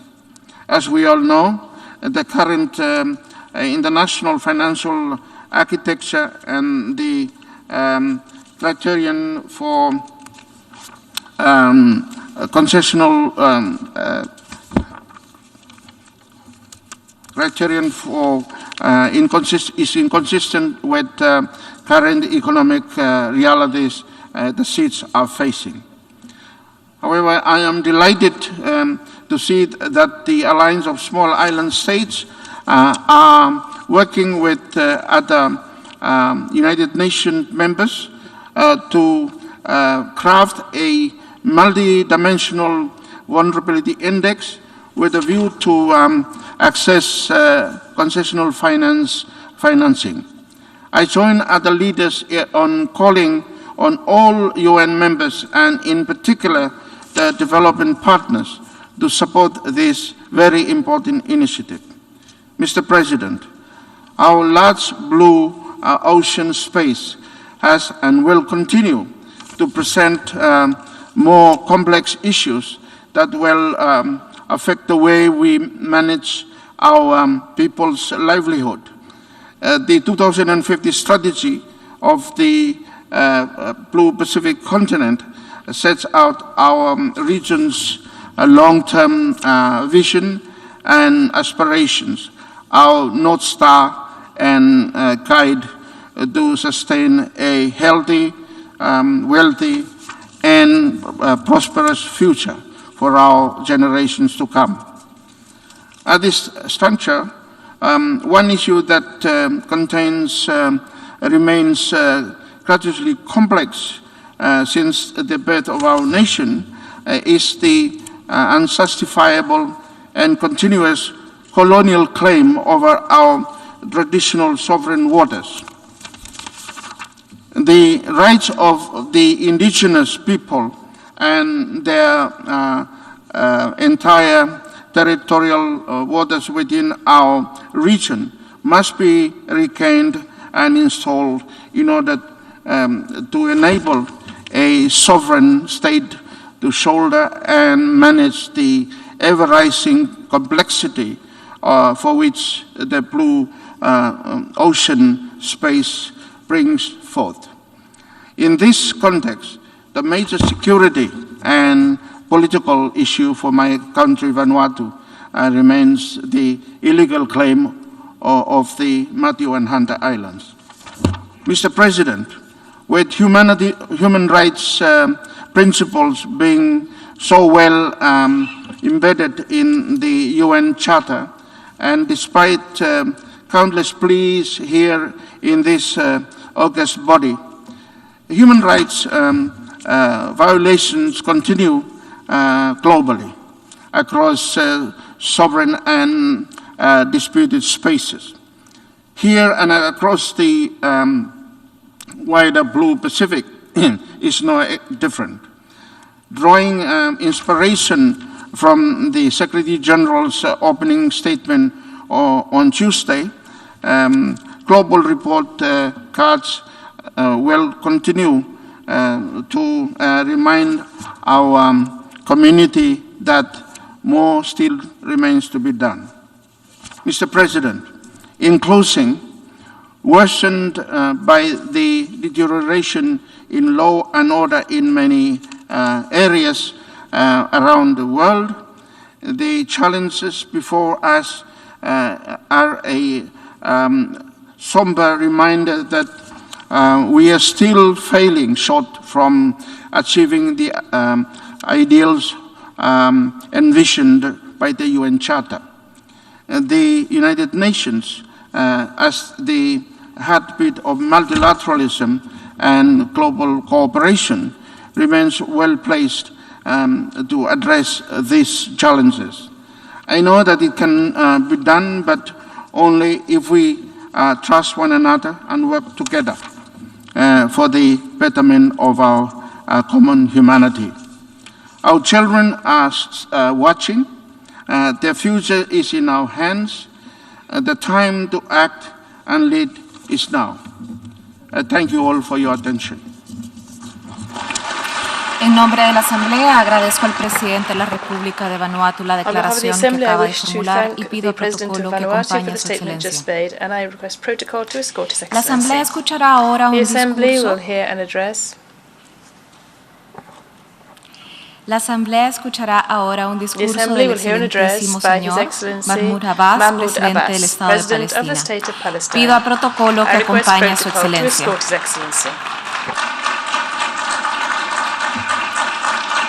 En nombre de la Asamblea General, tengo el honor de dar la bienvenida al excelentísimo señor Mahmoud Abbas, presidente del Estado de Palestina, y de invitarlo a dirigirse a la Asamblea.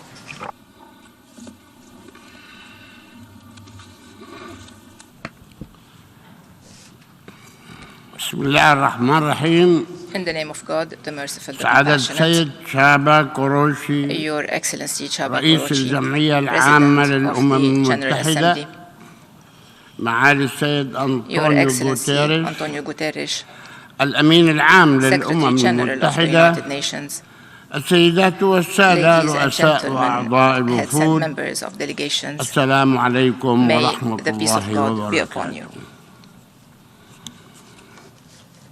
أتحدث إليكم I am باسم addressing أكثر you من today 14 on behalf of مليون more إنسان than 14 فلسطيني million Palestinians, عاش آباؤهم whose fathers and وأجدادهم ancestors مأساة النكبة have lived the منذ tragic 74 عاما 74 ولا زالوا يعيشون آثار and they هذه are still النكبة living the spillovers of التي this هي Nakba, وصمة عار في جبين الإنسانية وبالذات في جبين which أولئك is a الذين humiliation for تآمروا the whole humanity, and especially for وخططوا those who ونفذوا have conspired, هذه planned, الجريمة and executed البشعة. this heinous crime.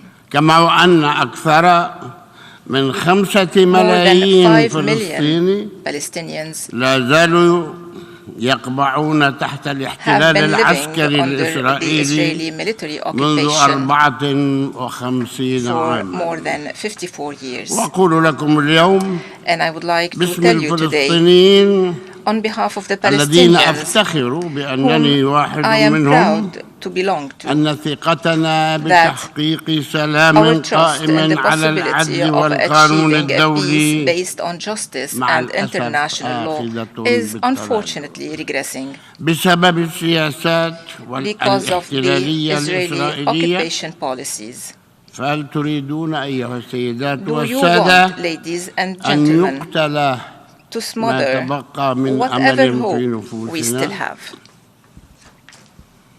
لقد بات واضحا أيها السيدات It is والسادة clear, ladies and gentlemen, أن إسرائيل التي that تتنكر لقرارات Israel, which الشرعية is ignoring الدولية the قررت resolutions of the ألا international تكون legitimacy, شريكا has لنا في decided not عملية to be السلام. our partner in the peace process. فهي التي دمرت اتفاق It has أوسلو undermined the Oslo Accords, التي وقعتها which مع it منظمة had signed التحرير with the الفلسطينية، وهي التي سعت it وتسعى has and بسياساتها still is الراهنة through its current وعن policies, سبق إصرار which وتصميم are premeditated إلى and تدمير deliberate, حل الدولتين، destroying the two-state وهو solution. ما يثبت بالدليل This القاطع proves unequivocally أنها لا تؤمن that بالسلام، Israel does not believe in بل peace. بسيادة فرض It الأمر believes الواقع in بالقوة imposing الغاشمة a status quo والعدوان. by force and by aggression. وبالتالي لم يعد هناك Therefore, شريك we do not إسرائيلي have an يمكن Israeli partner الحديث anymore معه، to whom we can talk.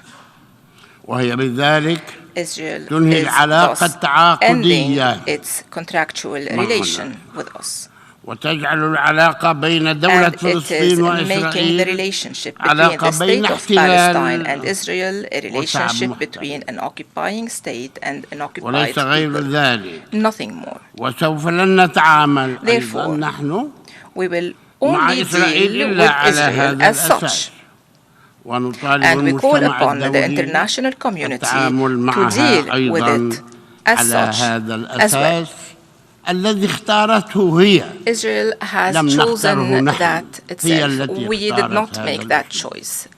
Israel made إنها that choice. تقوم بحملة مسعورة Israel is launching a frantic لمصادرة campaign أراضينا to confiscate وزرعها our lands, بالمستوطنات to build settlements, الاستعمارية ونهب to مواردنا، loot our resources, وكأن هذه الأرض as فارغة if this land وليس is لها empty أصحاب، and has no owners, تماما كما فعلت عام exactly as it did in 1948. 1948. كما تقوم بإطلاق يد Israel الجيش is والمستوطنين giving total freedom to the army and to the terrorist settlers الذين يقتلون who أبناء are شعبنا killing the Palestinian people الفلسطيني في وضح in النهار broad daylight ويسرقون أراضيهم ومياههم looting their land and their ويحرقون water, ويهدمون burning and بيوتهم demolishing their homes, ويجبرونهم على دفع compelling ثمن them to الهدم pay for the demolition, أو يجبرونهم or على forcing هدمها them to destroy their بأيديهم homes with their own hands ويقطعون أشجارها and uproot their كل trees, ذلك all بحماية this رسمية. with an official هل protection. تتصورون Can you imagine what is happening? إسرائيل تقول للفلسطيني Israel is telling إما the أن تهدم Palestinian بيتك people, أو either you أهدمه. demolish your house or I will demolish it ولكن اهدمه myself. بيدك أحسن. But demolish it لأنني yourself إذا with your own هدمته hands, أنا it's better, because if I سأدفعك demolish it, أجرة you will الهدم. have to pay هل the سمعتم cost بهذا of في the العالم؟ demolishing. Have you هذا ever موجود heard عندنا. about this? Can you أهدم imagine what is بيتي happening? This is what is وأدفع taking الأجرة. place. I have to demolish أو my يهدم house بيتي or they ويدفع demolish my الأجرة. house and they make me pay for it. وفوق ذلك Furthermore, سمحت الحكومة الإسرائيلية The Israeli بتشكيل government منظمات إرهابية عنصرية authorized the establishment of Jewish racist تمارس terrorist الإرهاب ضد organizations أبناء شعبنا exercising terrorism ووفرت لها against our الحماية people. They have provided وهي them with تعتدي على protection الفلسطينيين while they are aggressing the وتنادي Palestinians بطردهم and calling to ليس expel الاعتداء them وإنما from طرد their أيضا homes. من ديارهم ويأتي على رأس On هذه top of المنظمات these terrorist الإرهابية organizations, شبيبة I mention التلال the Hilltop Youth, ومجموعات تدفيع الثمن Price Tag, ولهافا Lehava, وجماعة أمناء الهيكل Temple Guardians, وغيرها and كثير. many others. ويقود مثل هذه المنظمات These terrorist الإرهابية organizations أعضاء are being led by members of the Israeli Knesset, من أبناء الشرعية الإسرائيلية by members of the Israeli وفي هذا legitimacy. السياق And in this context, فإننا نطالب we call upon المجتمع the الدولي international وضع community هذه المنظمات to الإرهابية list these terrorist على قوائم organizations الإرهاب on the international terrorism lists. لا محل لهم إلا هذا. This is the only place they إن deserve. إسرائيل لم تبقي لنا Israel شيئا من did الأرض not leave us لنقيم any land دولتنا on which we المستقلة can في establish ظل our هجمتها independent الاستيطانية state المسعورة in the frame of its فأين frantic سيعيش settlement شعبنا expansion. Where will our people بحرية live in وكرامة؟ freedom and dignity? أين Where سنقيم دولتنا where can we المستقلة build our independent state لنعيش بسلام that مع will live جيراننا in peace with its نريد أن neighbors? نعيش We بسلام want معهم to live in peace with them, معهم with them, مع إسرائيل with Israel. أين سنقيم دولتنا Where will المستقلة we establish لنعيش our بسلام independent معهم state to live in peace حيث with أصبح them? المستوطنون مع The الأسف الشديد settlements يشكلون unfortunately حوالي constitute 750,000 751,000 ما يشكل 25% or 25% من مجمل of السكان the total population, 25% في الضفة 25% الغربية in the الأرض West Bank, الفلسطينية التي the تبقت Palestinian لنا من land قرار which التقسيم remains for us. وتقتل إسرائيل أبناء Israel شعبنا is بدون killing حساب our people with كما impunity, فعلت مع الصحفية as it الفلسطينية did with شيرين the أبو Palestinian عاقلة. journalist Shireen Abu Akleh. كلكم سمعتم You have بالصحفية all شيرين heard أبو عاقلة of Shireen Abu Akleh. التي قتلت She برصاص was قناص. killed with the bullets القناص يعني of a قاصد أن sniper. يقتلها. Means that the sniper deliberately اعترفت killed her, إسرائيل and بأن Israel القناص recognized نعم that the اعترف sniper قتلها recognized that he did وهي kill إلى her. جانب جنسيتها And الفلسطينية besides her هي Palestinian أمريكية nationality, she الجنسية. also has the American أتحدى nationality. أمريكا And وهي جنسيتها أمريكية أتحدى أمريكا I would أن تعاقب أو I تحاكم dare أو the United تحاكم States القتلة to الذين prosecute قتلوها. those who have killed لماذا؟ this American لأنهم national. إسرائيليون. Why? Because they are Israelis.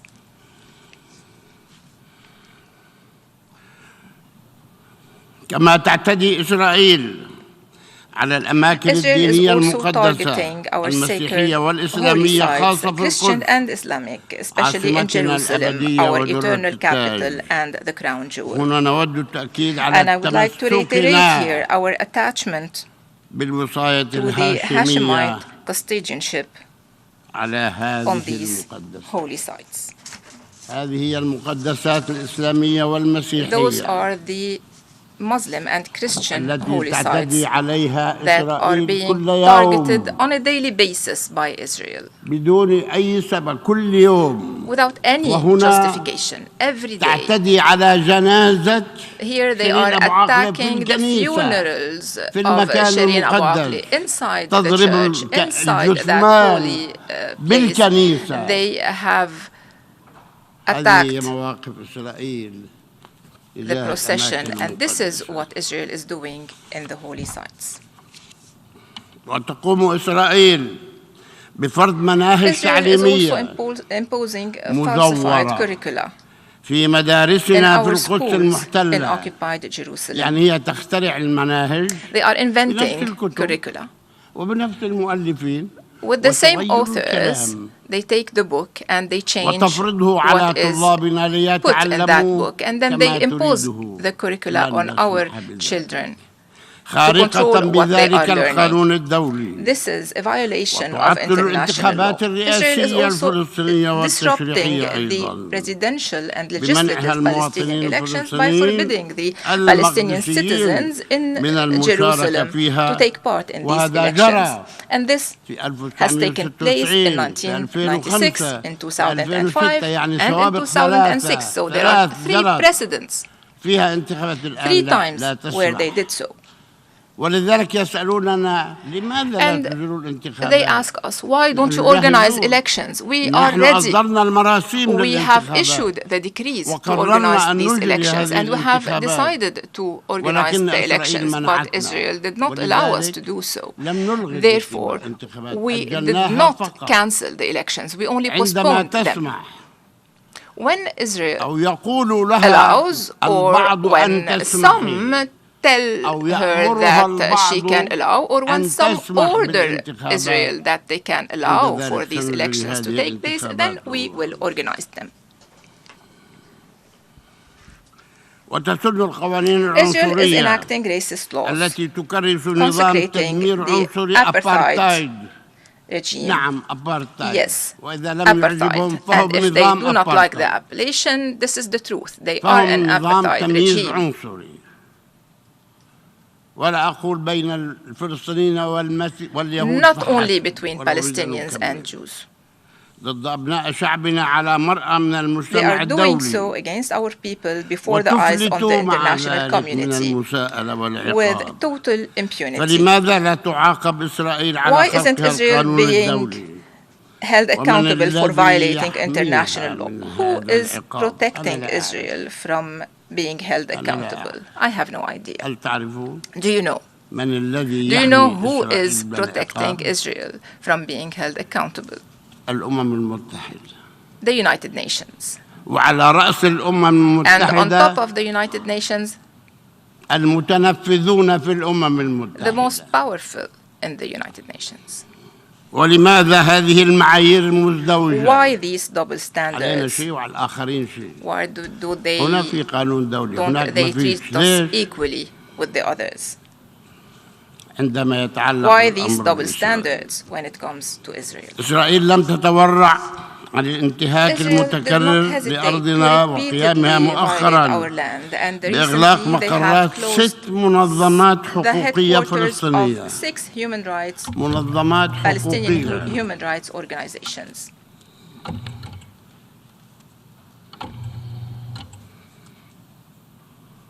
تبحث عن القانون، تحاول أن تطبق القانون، وهي تعمل they want the law, إذا they try أخطأنا تعمل ضدنا to implement the law, but if we وتحاسبنا make a نحن mistake, they السلطة hold us accountable, وتقول أنتم and they say أخطأتم. you have made a mistake. إسرائيل فجأة Suddenly, تعتبر هذه المنظمات إرهابية considers that these organizations are terrorist organizations, and they raid their headquarters, and they loot their assets, they confiscate their documents and burn them, they do whatever they please. And the whole world is saying that this is wrong, except for Israel. It is saying that it is not wrong. This is what Israel has done in the offices of these human rights organizations. What would it have done if they weren't human rights organizations? أيها السيدات والسادة.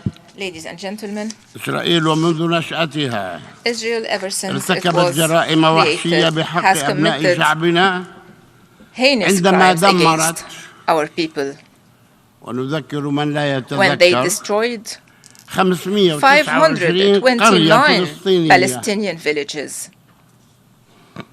وطردت سكانها expelling منها their dwellers خلال وبعد حرب during and 48 after the war of 1948. وهجرت. They have displaced, وهذا رقم كثير ما يحاول البعض أن يلعب به. a figure that some try to manipulate sometimes. They have 950,000 فلسطيني displaced لاجئ 950,000 Palestinian refugees, so half of the Palestinian people back then, 950,000, not as Israel says 250,000. No, 950,000. Those are the UNRWA statistics. So the UN statistics. وطبعا هلا العدد بالملايين. And of course now they account for millions.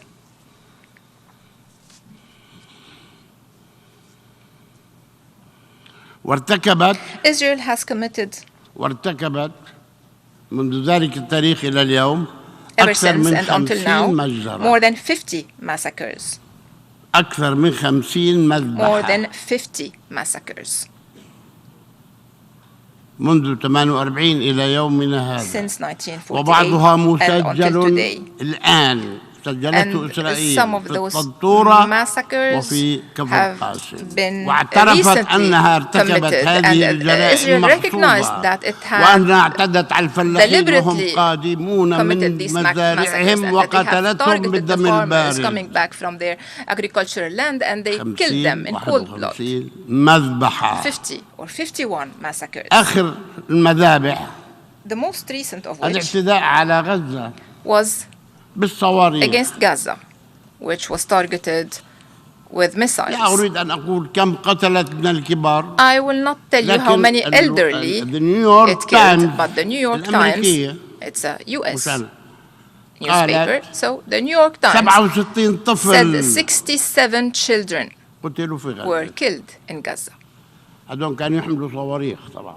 Of course, they were carrying وكانوا راكبين missiles, دبابات. and they were وكانوا يضربوا مدافع. 57 طفل هاي صورهم. in tanks, and they were launching missiles. 67 children, those are their photos. They were killed by Israel. Who is going to ولماذا قتلتهم إسرائيل؟ assume this responsibility, and why did Israel kill them?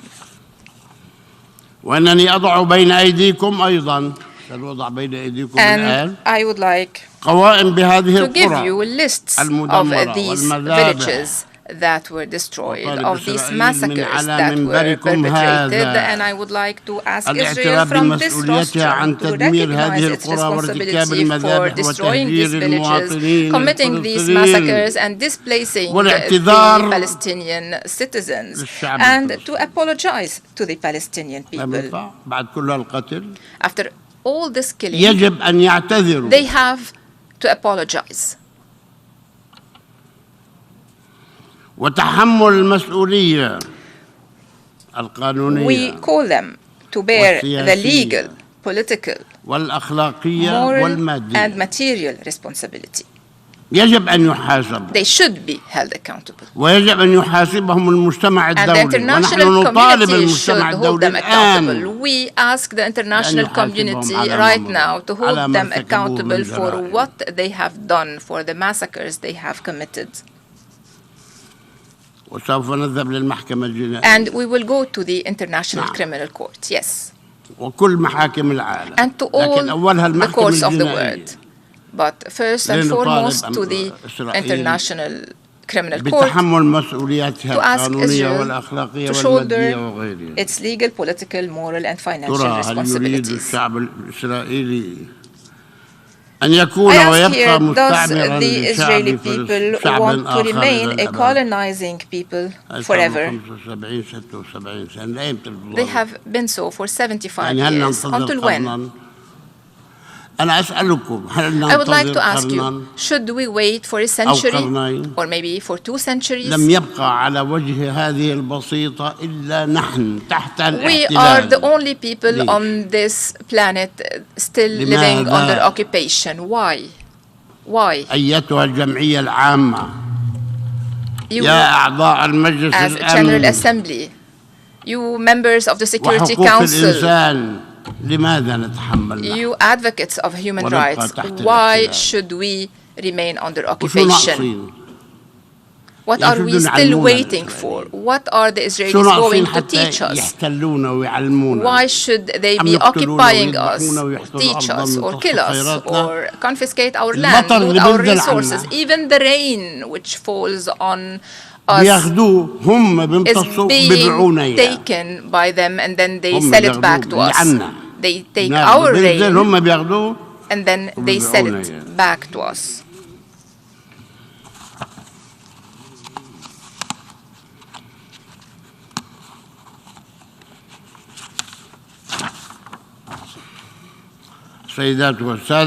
Ladies and gentlemen, we do not accept to remain the only party respecting the agreements we have signed with Israel in 1993. Those agreements are not valid anymore because of the persisting violations of Israel. And although we have asked Israel to end its occupation and its hostile measures and policies and all the unilateral actions that were stated explicitly in the Oslo Accords, and which President Biden mentioned to me in person. He said that unilateral actions should be ended, and Israel was the first to violate this, and it is taking all unilateral actions while we haven't taken any unilateral action, and we do not want to do that, and we do not want to violate laws. But until when? Until when we will respect and be the only ones respecting these agreements?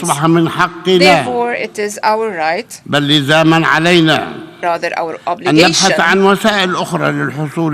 look for other means to recover our rights and to achieve a peace built on justice, including the implementation of the resolutions that were adopted by our leaderships, especially our parliament. 7 years ago, the parliament adopted decisions, and we used to tell them, wait for a while, maybe things will change, be patient, maybe the US or Israel will change their stance, but no one listened to us. We are making these decisions in order to preserve our national existence on our land and in order to uphold our historical rights in our nation under the umbrella of the PLO, the only legitimate representative of the Palestinian people, which brings together all the people, all the Palestinian people, wherever they are in the world, inside Palestine, in the refugee camps, and in the diaspora. All those who have the Palestinian nationality or used to have the Palestinian nationality fall under the umbrella of the PLO. Dear participants, the United Nations, in its different organs, has adopted hundreds of resolutions on Palestine. None was implemented. Is it possible? Not a single resolution was implemented. 754 resolutions from the General Assembly. 97 resolutions from the Security Council. 96 resolutions from the Human Rights Council. And not one was implemented. How come? Why?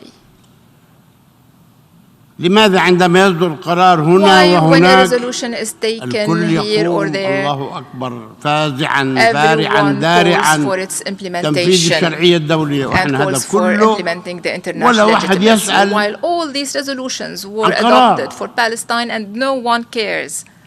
قرار واحد Not a single نفذوا قرار resolution. واحد اقلعوا عيننا Implement وقولوا لنا one القرار single نفذناه. resolution and tell us we have implemented it. طب احنا بدنا تنفيذ قرار واحد.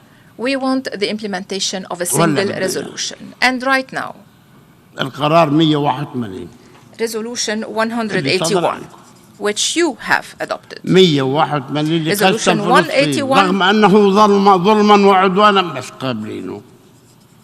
is the resolution that we want بدنا تنفذوا لنا to be إياه. implemented. We want you to implement Resolution 181. ومعه And with قرار it, ثاني ليش؟ another resolution. اللي هو Why? 194 لأنه دول Resolution القرارين 194, الاثنين because those two resolutions هما الشرطان are لقبول إسرائيل preconditions عضوا في الأمم to المتحدة accept Israel as member of the United وتقدم Nations. موشي شريط في And ذلك Moshe الوقت Sharet, back then, وزير خارجية إسرائيل the وقد أتعهد foreign minister of بتنفيذهما Israel, said فقبلت that إسرائيل he عضوا في الأمم pledges to المتحدة implement these two الآن resolutions, and therefore Israel was لم accepted ينفذ as لا member هذا of the ولا UN. ذاك. But until now, neither resolutions التنفيذ. was implemented. I want the resolution 181 to be قرار واحد. implemented.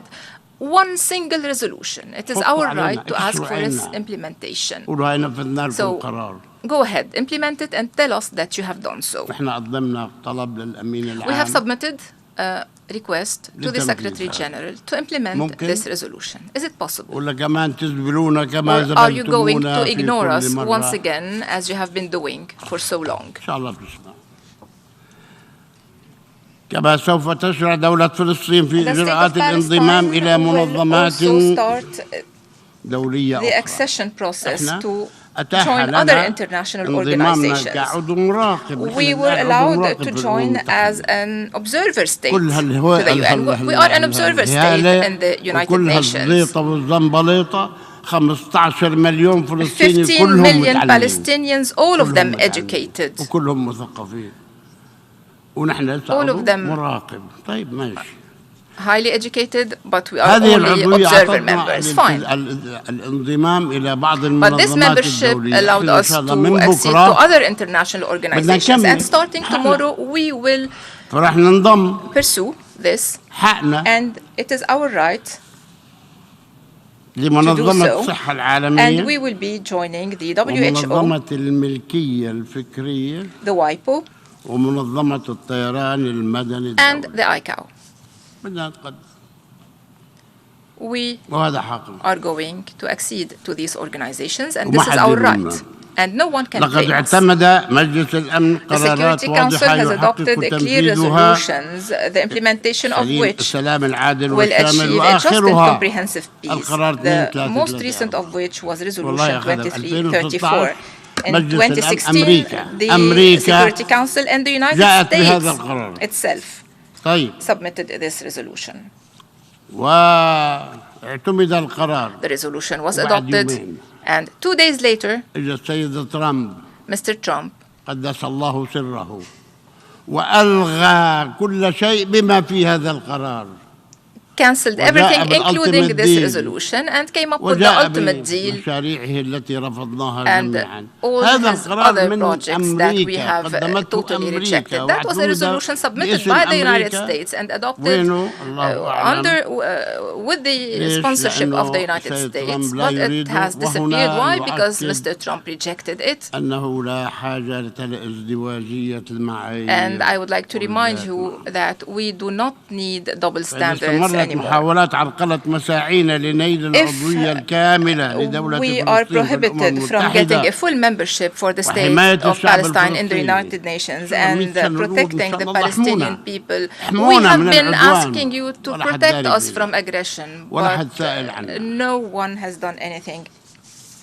وتبني خطوات عملية لإنهاء الاحتلال And وتحقيق if no practical السلام. measures are taken to end occupation and achieve peace, we will have to مرة resort أخرى. once again to the General Assembly.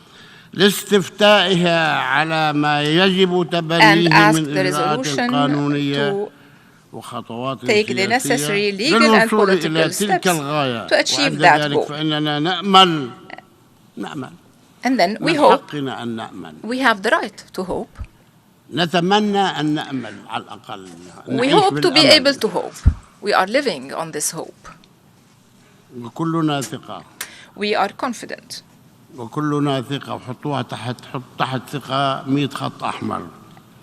We بأن are تتحمل الجمعية العامة that مسؤولياتها. the General Assembly, which will fully shoulder its responsibility. Ladies and gentlemen, كل ثقة بأنكم سوف تتفهمون لماذا نقدم على هذه الخطوات الآن. فنحن لم نترك خلال كل السنوات الماضية بابا إلا وطرقناه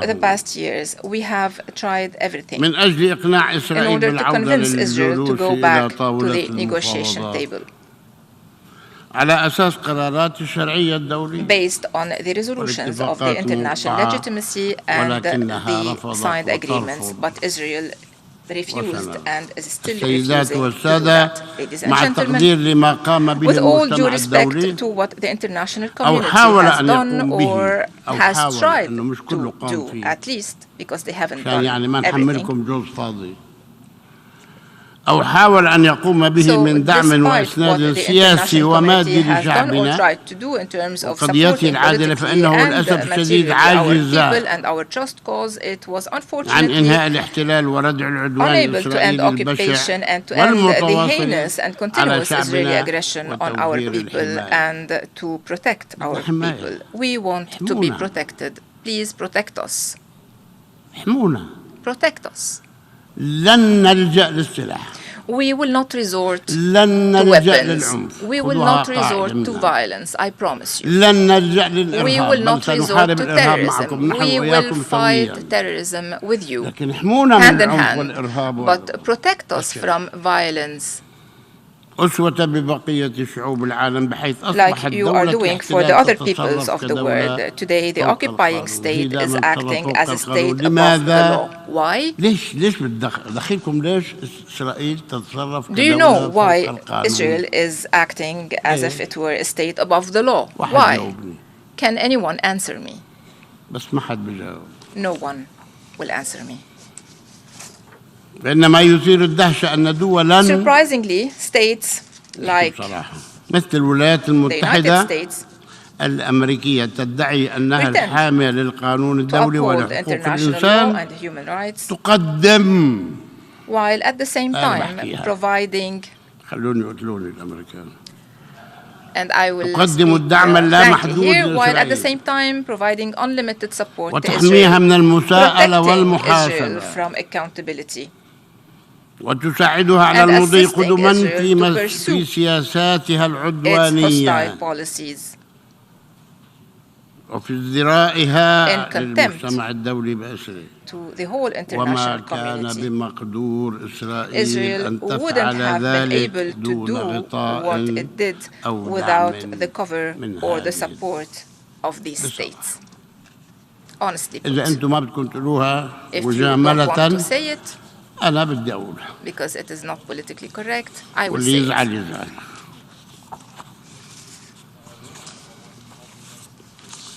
إن بعض هذه الدول Some of these كانت states شريكة في were الأساس partners في at the إصدار very beginning القرارات التي in تسببت adopting في the نكبة الشعب decisions الفلسطيني that led to the Nakba of the وعد Palestinian people, بلفور المشهور. the famous Balfour تتذكروا Declaration. وعد Do you remember the Balfour Declaration? طبعا ما بتتذكروا لأنه إحنا Of course الوحيدين you اللي do not remember معانين. it because we are the only ones بعد suffering صك its الانتداب اللي consequences. دخل فيه وعد And after بلفور the Balfour Declaration, the mandate وواصلت الإجحاف بحقوق الشعب الفلسطيني and عندما the رفضت إلزام sustained إسرائيل بإنهاء injustice against the احتلالها Palestinian وعدوانها people واحترام قرارات when they الشرعية refused to الدولية. compel Israel to end لا its occupation and ولذلك aggression and فإنها respect the decisions تتحمل of the international legitimacy. المسؤولية Therefore, مع these إسرائيل عن states محنة الشعب bear, along with الفلسطيني. Israel, the responsibility for the وبناء plight of the عليه Palestinian people.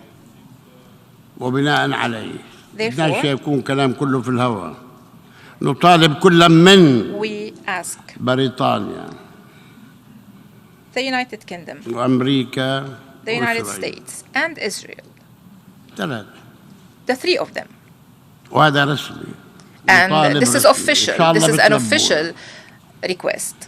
بالاعتراف We ask them بمسؤوليتها to عن recognize هذا their الجرم الكبير responsibility الذي for ارتكب بحق this major شعبنا crime that was committed والاعتذار. against our people, and وجبر to الضرر. apologize. We ask for a remedy and redress, وتقديم and التعويضات for للشعب compensation to the الفلسطيني Palestinian people, التي يقررها compensations القانون that الدولي. شو بتقرر؟ would be decided by the international law. وبدنا Whatever اعتراف. you decide, we will accept it. We want بالظلم recognition اللي أصابنا. of the injustice. سووها إن شاء الله.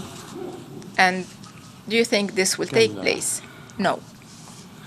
ومما يحزننا أيها السيدات والسادة أن Sad الولايات enough, المتحدة ladies and الأمريكية gentlemen, the وعددا من United الدول States and several الأوروبية European states, كمان أحبائنا أوروبيين التي تنادي which are بالتمسك calling بحل for the two-state الدولتين solution وتعترف بدولة and recognize the state of Israel. الدولتين نحن مع They الدولتين. say that we want the two-state solution, we support the two-state solution, we recognize the state of Israel, fine, but where is the other state? لا هاي لازم لا لازم. Well, no, that other state. The other state exists. It is there. حتى تمشي الأمور. Recognize it for السلام. things to proceed, for peace لم تعترف to be بدولة upheld. فلسطين حتى الآن These وتهدد states did not باستخدام recognize الفيتو the state of أمام Palestine so سعينا far, and they لمشروع threatened نيل to use the العضوية veto الكاملة right في if we المنظمة try الدولية. to ask for a إذا full جينا membership ناخذ in the العضوية international الكاملة organization. قالونا If we ask, نستعمل الفيتو. or when we ask for the full membership, they threaten us to use the veto right. حاكمك ظالمك تشكي أمرك لمين؟ To whom تشكي can we أمرنا لله. complain? To God. فلسطين الدولة المراقب فيها Palestine, the منذ 10 observer state in سنوات this organization for 10 أثبتت years now, جدارتها بالعضوية has الكاملة. proved that it qualifies for full membership. بعدما we عملت have all بكل recognized this. جدية Palestine ومسؤولية have مع been بقية working دول seriously العالم and in full في اللجان والهيئات responsibility with the other المتخصصة states of the وترأست world and the different committees بنجاح and specialized وكفاءة organs, and عالية it مجموعة has chaired successfully the G77 and China. وترأسنا We are an المجموعة observer ونجحنا. state, and despite that واعترفت we إنه have طب chaired إيش the ناقصنا؟ group and we have succeeded والله in لا our ناقصنا work. إيد ولا إجر. So why aren't شو ناقصنا we حتى allowed نكون to دولة؟ be حتى نكون full كامل members? العضوية. What are we lacking? فما الذي يمنع هؤلاء من الاعتراف بدولة Why can't فلسطين these states recognize the وقبول state of عضويتها Palestine and الكاملة في accept الأمم its المتحدة؟ full-fledged membership in the وعليه United Nations? Therefore, نتمنى وعليه we نترجى wish, وعليه and therefore نقولكم we دخيلكم. beg, and therefore we فإننا plead, نجدد طلبنا and we لنيل reiterate هذه our العضوية. request to get this full ولماذا membership تمارس now. المعايير And we ask, why المزدوجة are you implementing بحقنا؟ double standards إحنا الحيطة against us? المائلة. إحنا الوحيدين We are في the العالم exception. We اللي are the only المعايير ones in المزدوجة the world تنطبق علينا. on whom double من standards جانب are being آخر applied. أطالب On the الأمين other hand, I العام would like للأمم to المتحدة call upon the Secretary General of the United Nations بالعمل الحثيث على to وضع work خطة دولية relentlessly لإنهاء to الاحتلال elaborate an لأرض دولة international plan to end the فلسطين occupation من of the أجل land of the تحقيق state of Palestine السلام to والأمن achieve والاستقرار في peace, المنطقة security استنادا and stability in the استنادا region لقراراتكم إلى قرارات in الشرعية line with الدولية the resolutions of the ومبادرة international السلام العربية legitimacy and مبادرة in line السلام with the Arab العربية Peace Initiative. خرقها The من Arab خرقها Peace طيب ماشي Initiative الحال has بس been موجودة violated by some, but it قرار is اسمه there, it 15 exists. The 15 resolution is طبقونا يا Resolution أخي 1515, so why don't we السيدات implement it? والسادة Ladies and gentlemen, السيدات والسادة نحن مش دogma إذا بنسمع كلمة الخير بنقولها وبنسمع كلمة شر كمان بنقولها when we hear something استمعت positive, بالأمس we acknowledge it. And yesterday, إلى ما قاله I الرئيس listened الأمريكي جو to بايدن the US President Joe Biden ورئيس الوزراء and to الإسرائيلي the Israeli يائير Prime Minister Yair Lapid وغيرهما من and to قادة other العالم world leaders. حول الموقف المؤيد لحل الدولتين I heard them ببساطة. supporting the والله two-state الحمد لله. solution.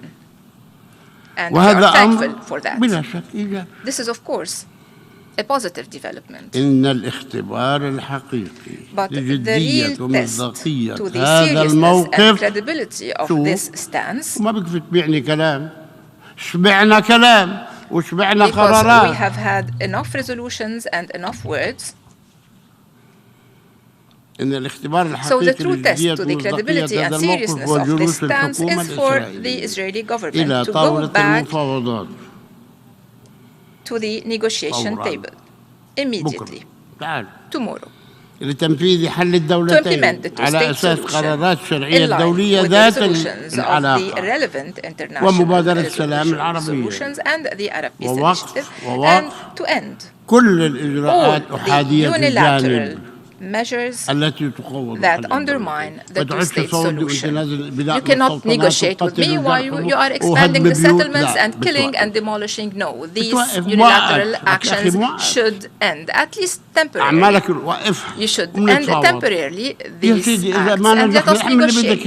If the negotiations fail, then you can go back to whatever you want to do. But if you want to negotiate, you have to stop these unilateral measures. The state of Palestine is looking forward فدعونا نصنع هذا السلام لنعيش في أمن واستقرار وازدهار من أجل أجيالنا وجميع شعوب المنطقة. نحن طلاب سلام، نحن نريد السلام، نحن نحارب الإرهاب في كل مكان. أنتم تعلمون أن ما بيننا وبين 85 دولة في العالم أولها أمريكا اتفاقات محاربة الإرهاب العالمي. حد ينكر منكم؟ No one can deny that. وشو مطلوب منا؟ What more do you want? احنا جاهزين لهذه المبادرة. Ready for this وفي نهاية خطابي أريد أن أقول لأبناء شعبنا وللعالم أجمع إنني فخور بأنني أمضيت عقودا عدة من عمري وأنا أناضل مع إخوة لي من قادة الشعب الفلسطيني من قضى منهم ومن ينتظر من أجل الحفاظ على حقوق شعبنا البطل والشجاع الذي ضرب أروع نماذج البطولة والفداء رغم كل المؤامرات والضغوطات التي مورست علينا وتمارس على شعبنا فقد حافظنا مهم على قرارنا الوطني المستقل. Upheld our independent national decision. قرارنا المستقل ما حد يتدخل فيه. No one can interfere in our independent national decision. No one can interfere. The decisions we take are ours and no one can interfere. وتمسكنا بثوابتنا الوطنية. We are also attached to our national constants that are ونجدد and we reiterate our rejection أي تعليمات أو أوامر orders or directives من أي جهة في العالم. ولا دولة مستعدين نقبل منها تعليمات لا كبيرة ولا صغيرة. إحنا المقرر بنمشي.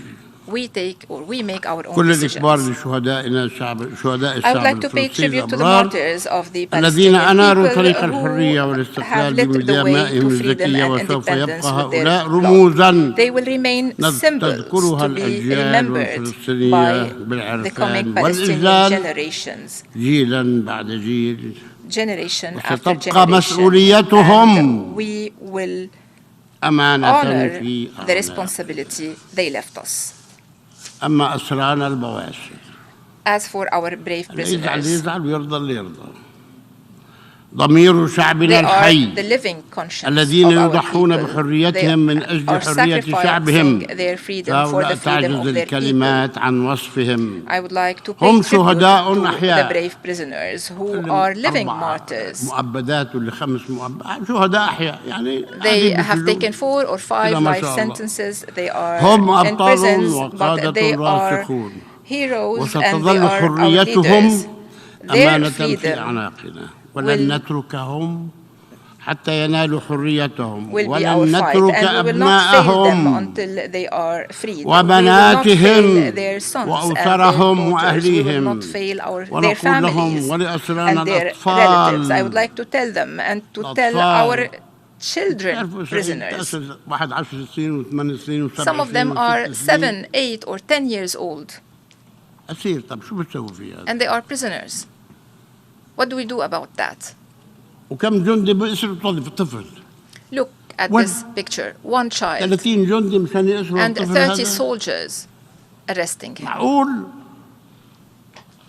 Is it acceptable? الألوف من الأطفال Tens of thousands of children السجون. are in prison. من يقبل أي ضمير حي في العالم أي قانون دولي Which international law, which conscience can accept for a 7-year-old child to be imprisoned and prosecuted. قانونيا غير مسؤول عن كل Legally أفعاله. speaking, he is not responsible for his acts. وللأسير البطل ناصر أبو And I would حميد. like to tell the hero prisoner Nasser Abu Hamid. ناصر أبو حميد Nasser Abu Hamid محكوم. طيب was محكوم. indicted and convicted. شوفوا كيف صار، شلون صار Look وكيف at صار. him, how الآن هو he كوم. was and how he is now. ينتظر الموت He is waiting في for أي لحظة. his death طيب خلي أمه تشوفه. any time now. دقيقة. His mother is ما هو asking to see الضرر اللي him for a single بصيبكم minute. يا ناس؟ Why لماذا لا تسمحوا لابنه aren't you أن تراه allowing his mother دقيقة to وهي see أم him for a single الشهداء minute? She is a وأم mother الأسرى. of a martyr. أم ناصر أبو حميد Nasser Abu أم Hamid الشهداء وأم الأسرى. is a hero, يعني عندها is من a أولادها martyr, شهداء and she وعندها has من أولادها among أسرى her وبدها هذا sons الولد prisoners تشوفه. and martyrs, and she wants to ممنوع see تشوفه. her son for في a single أي minute دين before he هذا، passes في أي شرع هذا. away. No religion, no law can accept تحية this. مني ومن على هذا المنبر لوالدة ناصر. From this rostrum, I would like أم to الأسرى pay والشهداء. tribute to the mother of ومن Nasser, المؤسف the أن mother سلطة of الاحتلال لم martyrs تسمح and لها of prisoners. برؤية Unfortunately, أبنائها the occupying الأسير power البطل. did not allow her to see بدقيقة her son, واحدة وهو the يفارق hero, the الموت prisoner, for a single minute بسبب while الإهمال he is الطبي. struggling against death معه because سرطان. of medical negligence. طيب أسير. He is a cancer مرتكب patient. جريمة. He is إنسان a يتعالج. prisoner. He committed a crime, معه but سرطان. from ممنوع the يتعالج. human point of view, he ممنوع should be يشوف أمه. treated, but he's not allowed to be وممنوع treated. He's حد not يشوفه allowed to بعد see ما his يموت. mother, إحنا في and no عندنا one is مئات allowed to see him القبور even والأرقام. after he passes اللي away. بياخذوا الشهيد أو الميت وبحطوه في السجن رقمي. They take ليش بيعاقبونا فيه أو the prisoner who بيعاقبوا passed أمه أو away, بيعاقبوه مئات السنين and they do not مش مئات، allow عشرات السنين his family منذ to take him 67 back. للآن في This has been going on شهداء since 1967. There بالسجن are الرقمي أو بالثلاجة. martyrs who are placed وين هذا in boxes وين هذا with بنباع numbers الكلام away هذا؟ from their families. Who can accept وختاما that? أقول لكم To أيها conclude, I would السيدات like to tell you, والسادة ladies and gentlemen, وأنتم الذين تمثلون المجتمع الدولي والشرعية you as الدولية representatives of the إن international الاحتلال community and سوف ينتهي. international legitimacy, that حتماً occupation الآن أو will بعد حين. end فتعالوا sooner الآن or later. وأنتم الذين So let us تتحملون now, مسؤولية تنفيذ you who bear the قراراتكم responsibility for the لتحقيق implementation of ذلك your من خلال resolution, السلام العادل let us achieve that in والشامل order to بدلاً من build أن just a يتحقق comprehensive peace بمزيد instead of من achieving التضحية. peace with more أيها الأخوة sacrifice. انتظرنا طويلا Dear وتعبنا brothers, we طويلا have waited too long. ومراراتنا We طويلة. are tired.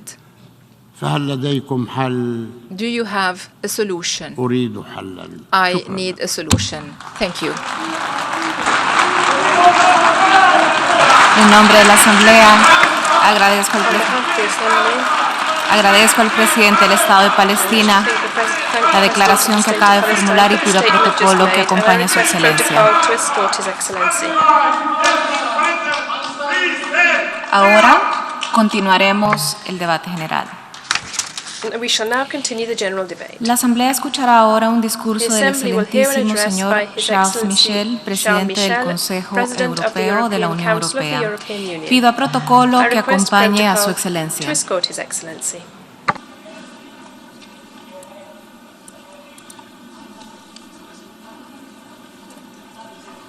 En nombre de la Asamblea General, tengo On el behalf honor of the de dar General la Assembly, I bienvenida al have the honor to excelentísimo welcome señor His Charles Excellency Michel, Charles presidente Michel, del Consejo President of the Europeo de la Unión European Europea, Council of the y de European invitarlo a Union, and dirigirse to a la invite him Asamblea. to address the Assembly.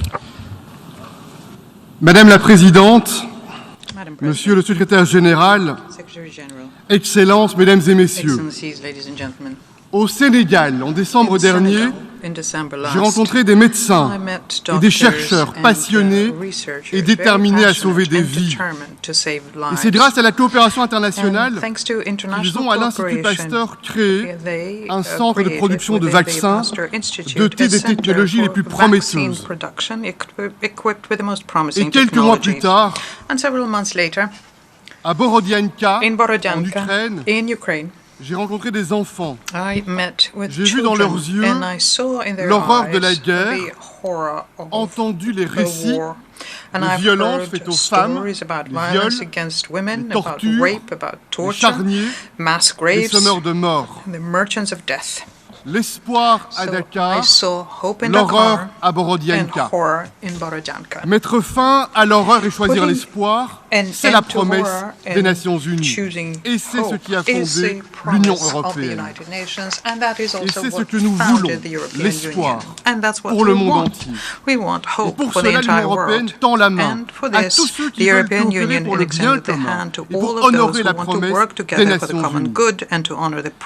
Mesdames et messieurs, chers collègues, Ladies and gentlemen, dear colleagues, I am going to be talking to you about hope. Et je le regrette, But first, je vais vous parler d'une guerre. It is unfortunate, I'm going to have to talk to you about war. Est un déni d'humanité. Any war is a denial of humanity. Le même engagement, que ce soit au Yémen, of the same en Éthiopie, dans le Sahel, Yemen, in Ethiopia, au Myanmar, in the Sahel, in Myanmar, ou en Ukraine. Or in Ukraine. Le Kremlin The Kremlin a déclenché une guerre contre le peuple ukrainien. Et ce sont des centaines de millions de femmes, d'hommes et d'enfants qui sont visés partout dans le monde, menacés de famine, privés de chauffage et acculés par des factures énergétiques. Le Kremlin mène une guerre hybride. Une guerre qui conjugue la violence des armes avec le poison du mensonge. Ainsi, la sécurité de la Russie, disent-ils, serait depuis des années menacée par, je le dis entre guillemets, l'Ouest. C'est faux. Le Kremlin tente, et je l'espère vainement, de mobiliser le monde contre un ennemi imaginaire.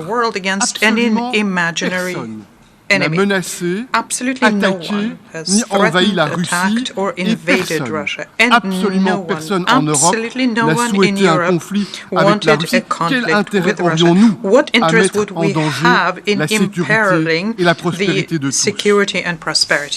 Deuxième mensonge. Cette guerre, disent-ils, viserait à empêcher un prétendu génocide des populations russophones d'Ukraine et à dénazifier le pays. C'est faux. And to denazify the country. It's false and it's repugnant. C'est l'élimination concrète, intentionnelle, totale ou partielle d'un groupe national, ethnique ou religieux. Et donc personne, à part le Kremlin, n'aurait remarqué des massacres à grande échelle commis aujourd'hui par des Ukrainiens sur d'autres Ukrainiens. Et quelle est donc cette prétendue libération qui conduit aujourd'hui encore à tuer des populations russophones, à saccager les infrastructures de leur ville? Enfin, troisième mensonge. L'agression contre l'Ukraine, disent-ils, serait une opération spéciale et non une guerre. Là encore, c'est faux et c'est grossier. C'est bel et bien une guerre. Et la mobilisation annoncée il y a quelques jours de centaines de milliers de réservistes ne fait que le confirmer. Et interdire le terme de guerre en Russie, en punissant son utilisation jusqu'à 15 ans de prison, ne change pas la nature. Cela ne fait que trahir le caractère honteux. Cette guerre, c'est une agression non provoquée, illégale, injustifiée, qui vise à changer par la force les frontières reconnues internationalement, et ça n'est pas acceptable. Et c'est parce que nous devons stopper la machine de guerre du Kremlin que des sanctions économiques massives ont été inéluctables. J'en viens maintenant au quatrième mensonge. Les sanctions provoquerait les pénuries d'aliments et de fertilisants. C'est faux. C'est la Russie, avant même le déclenchement de la guerre, qui a décidé unilatéralement de réduire drastiquement ses exportations de céréales et de fertilisants, favorisant ainsi la volatilité des cours sur le marché mondial. Et c'est la Russie qui a décidé de bloquer militairement les ports de la mer Noire, y rendant impossible le commerce maritime. Et c'est l'Union européenne qui a ouvert des couloirs de solidarité routiers grâce auxquels des millions de tonnes de produits alimentaires sont déjà sortis d'Ukraine Ukraine, et c'est l'accord conclu par le secrétaire général Guterres qui a ouvert ce couloir naval en mer Noire pour contribuer à baisser les cours mondiaux et faire en sorte que l'on puisse ouvrir le réapprovisionnement de l'Afrique, du Moyen-Orient et de l'Asie. Et aujourd'hui, le comble du cynisme, c'est le Kremlin qui, à nouveau, menace de ne pas prolonger cet accord conclu avec les Nations Unies. Et encore une fois, ce sont les pays les plus vulnérables qui en seront les principales victimes. En réalité, il y a une solution simple pour sortir de cette crise alimentaire qui nous menace. C'est que la Russie stoppe la guerre, se retire du territoire ukrainien et lève les blocus des ports. Mesdames et messieurs, Excellences, c'est issu de mensonges tranches avec un instant de franchise et de sincérité il y a un an. Dans une déclaration écrite publiée, Vladimir Poutine affirmait, sur un fond d'élucubration historique, que l'Ukraine, selon lui, n'est ni une nation, ni un État légitime. Voilà donc le fond de sa pensée. Absolument personne n'est dupe. Et les simulacres de référendum ne changeront absolument rien. Mesdames et messieurs, Excellences, en 1963, lors de la fondation de l'Organisation de l'Unité africaine à Addis Abeba, Modibo Keïta, le premier président du Mali indépendant, disait ceci, et je le cite, « L'impérialisme, cette manifestation de domination d'un homme sur un homme, d'une société sur une société, d'un peuple sur un peuple, et de vouloir à tout prix lui imposer son mode de pensée, son mode de vie, son mode de développement politique et économique. » Impérialisme et revanchisme. Voilà quels sont les fondements de cette guerre de colonisation. Colonization, which is targeting Ukraine and which is deliberately flouting international law and the United Nations Charter. And jusqu'à agiter la menace de l'arme nucléaire, la menace de l'arme nucléaire, et à utiliser en ce moment même la plus grande centrale nucléaire d'Europe comme base militaire. Cela doit cesser. Ce n'est pas acceptable. Et nous soutenons sans réserve les efforts du directeur de l'AIEA, Raphaël Grossi, pour ramener de la sécurité autour de la centrale de Zaporizhzhia. Mesdames et messieurs, je tiens devant vous et je veux le dire avec solennité à cette tribune. L'Union européenne ne demande à personne de choisir entre l'Est et l'Ouest, le Nord et le Sud. Mais il y a bien un choix à faire. Et le choix de l'Union européenne, c'est le respect des frontières plutôt que l'agression. C'est la coopération plutôt que la menace. Et c'est l'ordre fondé sur des règles plutôt que la loi du plus fort. À cette même tribune, en 1948, l'un des pères fondateurs de l'Union européenne, le Premier ministre belge de l'époque, Paul-Henri Spaak, s'était adressé directement à l'Union soviétique. Et je le cite. Nous avons peur parce que dans cette assemblée, vous vous êtes fait le champion de la doctrine de la souveraineté nationale absolue et nous nous demandons comment une organisation internationale pourra remplir les buts qui lui sont dévolus si cette doctrine périmée et réactionnaire triomphe. Mesdames et messieurs, aujourd'hui, la Russie fait peur. Le Kremlin a ramené la guerre en Europe et se comporte en maître chanteur. Nous ne pouvons pas laisser l'action destructrice de l'un d'entre nous mettre en péril notre volonté commune d'agir pour le bien commun. L'Union européenne tend la main, sincère, loyale. Nous avons tant et tant de défis à relever ensemble. Les effets de la pandémie sont douloureux, surtout pour les plus vulnérables.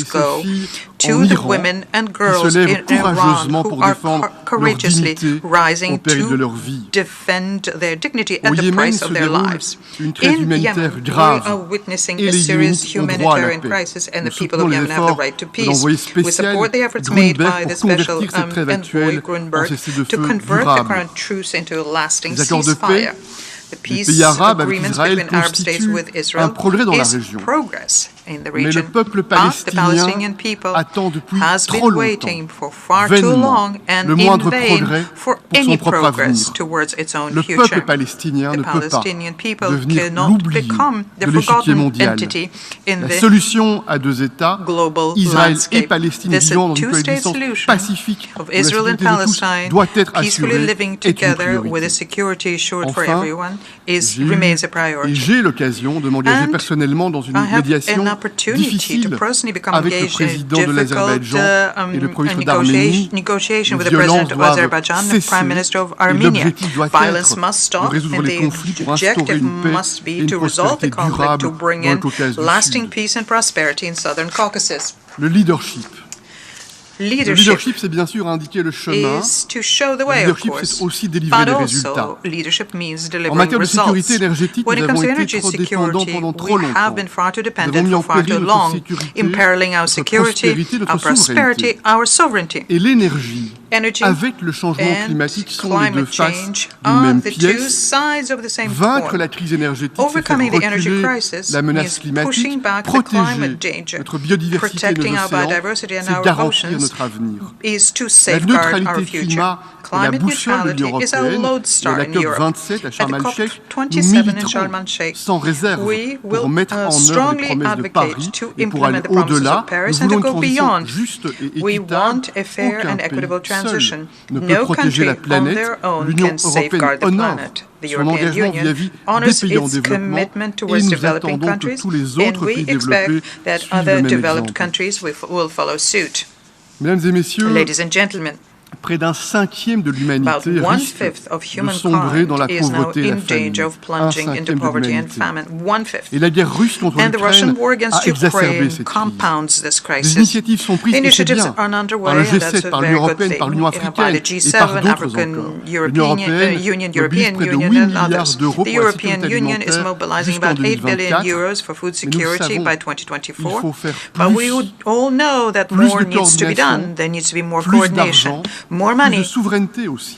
And also un more nouveau modèle sovereignty. agricole plus résilient et New plus équitable sont agricultural models, nécessaires. more resilient, Plus more de souveraineté equitable are alimentaire, needed. notamment en Afrique et en Amérique latine, More est food indispensable. sovereignty in Et nous Africa and sommes Latin prêts, America is là aussi, indispensable. à tendre And la there main also pour we are soutenir des ready to projets extend the durables hand de to production de fertilisants sur support ces the continents, projects of à fertilizer l'instar de ce production qui est on fait these en continents, matière de vaccins contre le similarly Covid. to what was done for Le the Covid-19 COVID vaccine.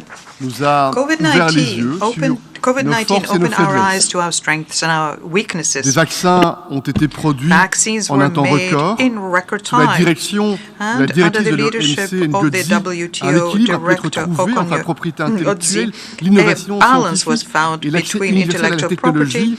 scientific Et innovation cependant, and nous universal savons access to que nous technology. devons tirer pleinement But les enseignements we de cette do know pandémie that we need to qui nous a draw lessons from frappés the douloureusement. pandemic, which hit Et us c'est la raison so pour laquelle much. And le that is the Dr Tedros et reason moi-même, il y a why quelque temps, Dr. Tedros and avons myself, lancé some l'idée d'un time ago, traité sur les launched an pandémies idea of pour a treaty renforcer on la pandemics sécurité to sanitaire mondiale. Sa strengthen négociation global est en cours. health Il security. faut Its conclure cette negotiation is on the négociation. way, and we need to finalize it.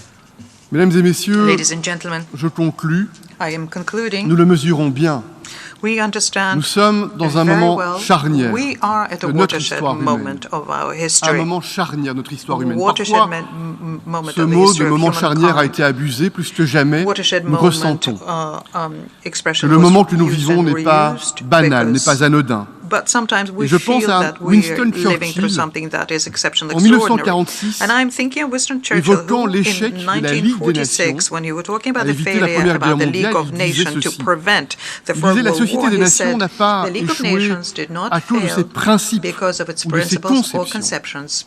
La Société It des Nations a failed échoué parce que because ses these principes principles ont été were désertés deserted par les États by qui l'ont those fait naître, states parce que who les had gouvernements brought de it ces into États being, ont because the craint governments of these de states regarder les faits en face, were afraid of regarder facing les faits en face et d'agir pendant qu'il était encore temps. Agir pendant qu'il était encore temps. Comme l'Union européenne, les Nations unies sont un projet d'espoir fondé à la suite des horreurs de 2 guerres mondiales. Il y a quelques jours, ma fille de 6 ans nous a soudain confié à sa mère et à moi qu'elle a peur de la guerre. Et ça m'a glacé le sang. Aucun parent dans le monde ne peut supporter que son enfant ait peur de la guerre, et encore moins qu'il y soit confronté. Aucun parent dans le monde ne peut supporter que son enfant ait faim ou ne puisse être soigné. Aucun parent dans le monde ne peut supporter que son enfant soit privé d'espoir en une vie digne et épanouissante. Prévenir ou empêcher l'horreur à Borodianka, au Yémen, au Myanmar et ailleurs, rendre l'espoir, comme avec les médecins de Dakar et ailleurs, c'est cela. Le cœur de notre responsabilité de dirigeants représentant les peuples du monde, et au-delà de nos différences, elles sont nombreuses les différences, mais au-delà de nos différences, c'est le même sang qui coule dans nos veines, c'est le même cœur qui bat dans nos poitrines, et ce sont les mêmes rêves d'éducation et de liberté pour nos petits garçons et pour nos petites filles. Je crois dans les vertus de la sagesse collective. Je crois dans la science. Je crois dans la connaissance pour remettre le monde sur les rails de l'espoir. Nous avons besoin d'un sursaut. Et ce sursaut, c'est maintenant et c'est ensemble. Vous pouvez compter sur l'Union européenne. Je vous remercie. En nombre de la Asamblea, agradezco al presidente del Consejo Europeo de la Unión Europea la declaración que acaba de formular y pido al protocolo que acompañe a su excelencia. La Asamblea escuchará ahora un discurso del excelentísimo señor Josiah Borreke Bainimarama, Primer Ministro y Ministro de Asuntos Itaukei, de la Industria Azucarera, de Relaciones Exteriores y de Silvicultura de la República de Fiji. Pido a protocolo que acompañe a su excelencia. Tengo el placer de dar la bienvenida al excelentísimo señor Josiah Borreke Bainimarama, Primer Ministro y Ministro de Asuntos Itaukei, de la Industria Azucarera, de Relaciones Exteriores y de Silvicultura de la República de Fiji. Le invito a dirigirse a la Asamblea.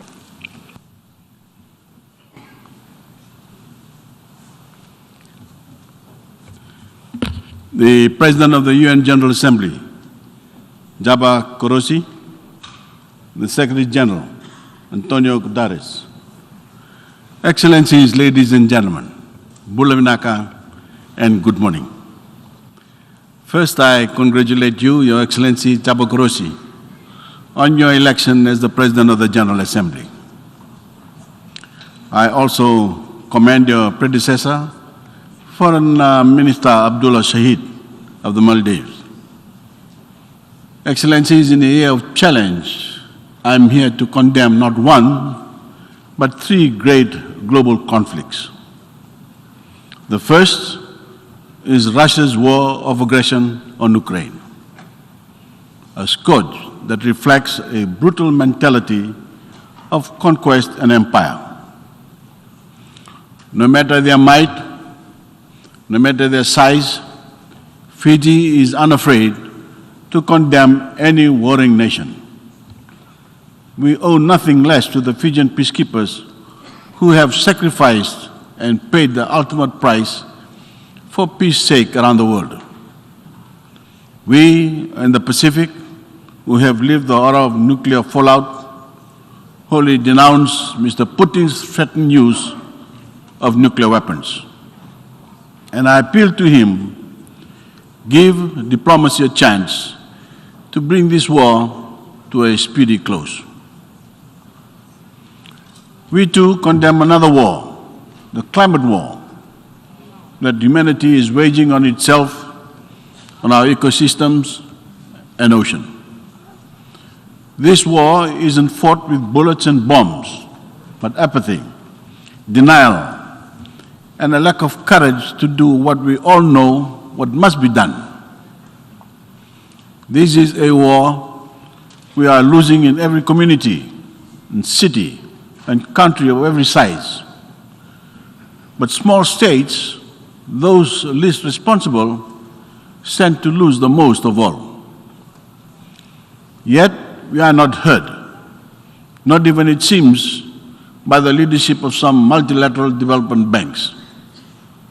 And so lastly, I condemn the Cold War of indifference against the citizens of small islands and states who bear the brunt of this superstorm of global shocks, from rising commodity prices to the climate crisis and the pandemic. Surely, as leaders, we have the capacity to defend peace on all these fronts. I ask, where is the world's courage to do so? I see that courage in the Fijian people I serve as we build up our country undaunted by these challenges. Today, I will share this story, not for the sake of pride, but because leaders should know the lives, the progress, and the aspirations they threaten with their inaction. I arrived this week from the funeral of Her Majesty Queen Elizabeth II, a leader who holds a special place in Fijian history and in the hearts of the Fijian people, including my own.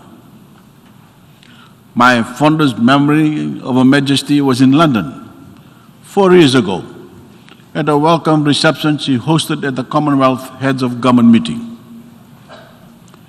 She walked over to me from a greeting post to say that she had asked the then Prince Charles to look after their other guests so that she could personally welcome me and Fiji back into the Commonwealth. It was a simple gesture, but a special affirmation of all that we had worked to achieve for Fiji's new and true democracy. For we had done away with an undemocratic system that relegated hundreds of thousands of Fijians to the margins of society by design. We had adopted a new constitution that echoed the spirit of the UN Charter's promise to uphold equal rights for all peoples, regardless of background, regardless of religion, ethnicity, regardless of gender, age, or physical ability or province. It guaranteed common and equal Fijian identity and citizenship for all citizens. The strong and accountable institutions it established and the protection it upholds produced an electoral system in which every Fijian vote holds equal value. And the Fijian people have used that vote to elect my government twice in the last 8 years.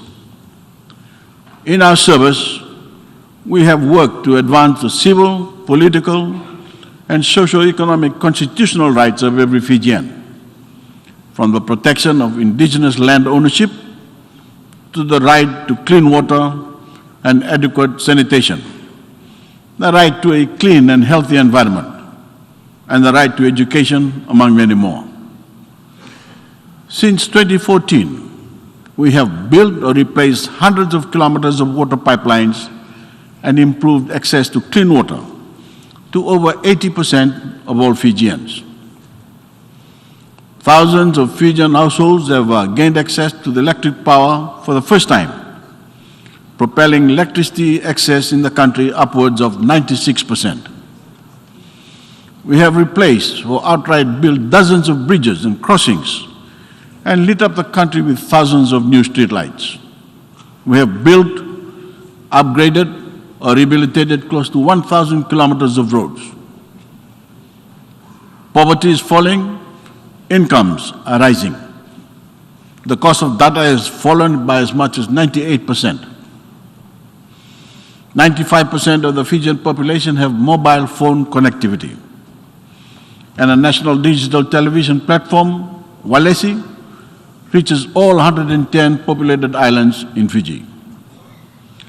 We achieved the longest stretch of economic growth in Fijian history.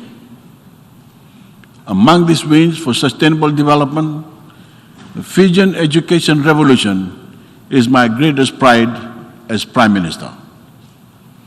For the first time in our history, primary and secondary education are free. Not free in name, but free in fact and accessible to all. Textbooks are free, whether they travel by road, river, or travel by or ocean. Disadvantaged students, transportation to schools is subsidized. We have extended opportunities for tertiary education beyond what was ever thought imaginable. And today, Fijian women outnumber men in our universities. In times of crisis, our constitutional commitments to every Fijian have served us best and mattered most. The COVID-19 pandemic contracted our economy by over 20%. It stole half of our government revenues, flung over 100,000 Fijians out of full-time employment, and pressed us to the precipice of a socio-economic crisis.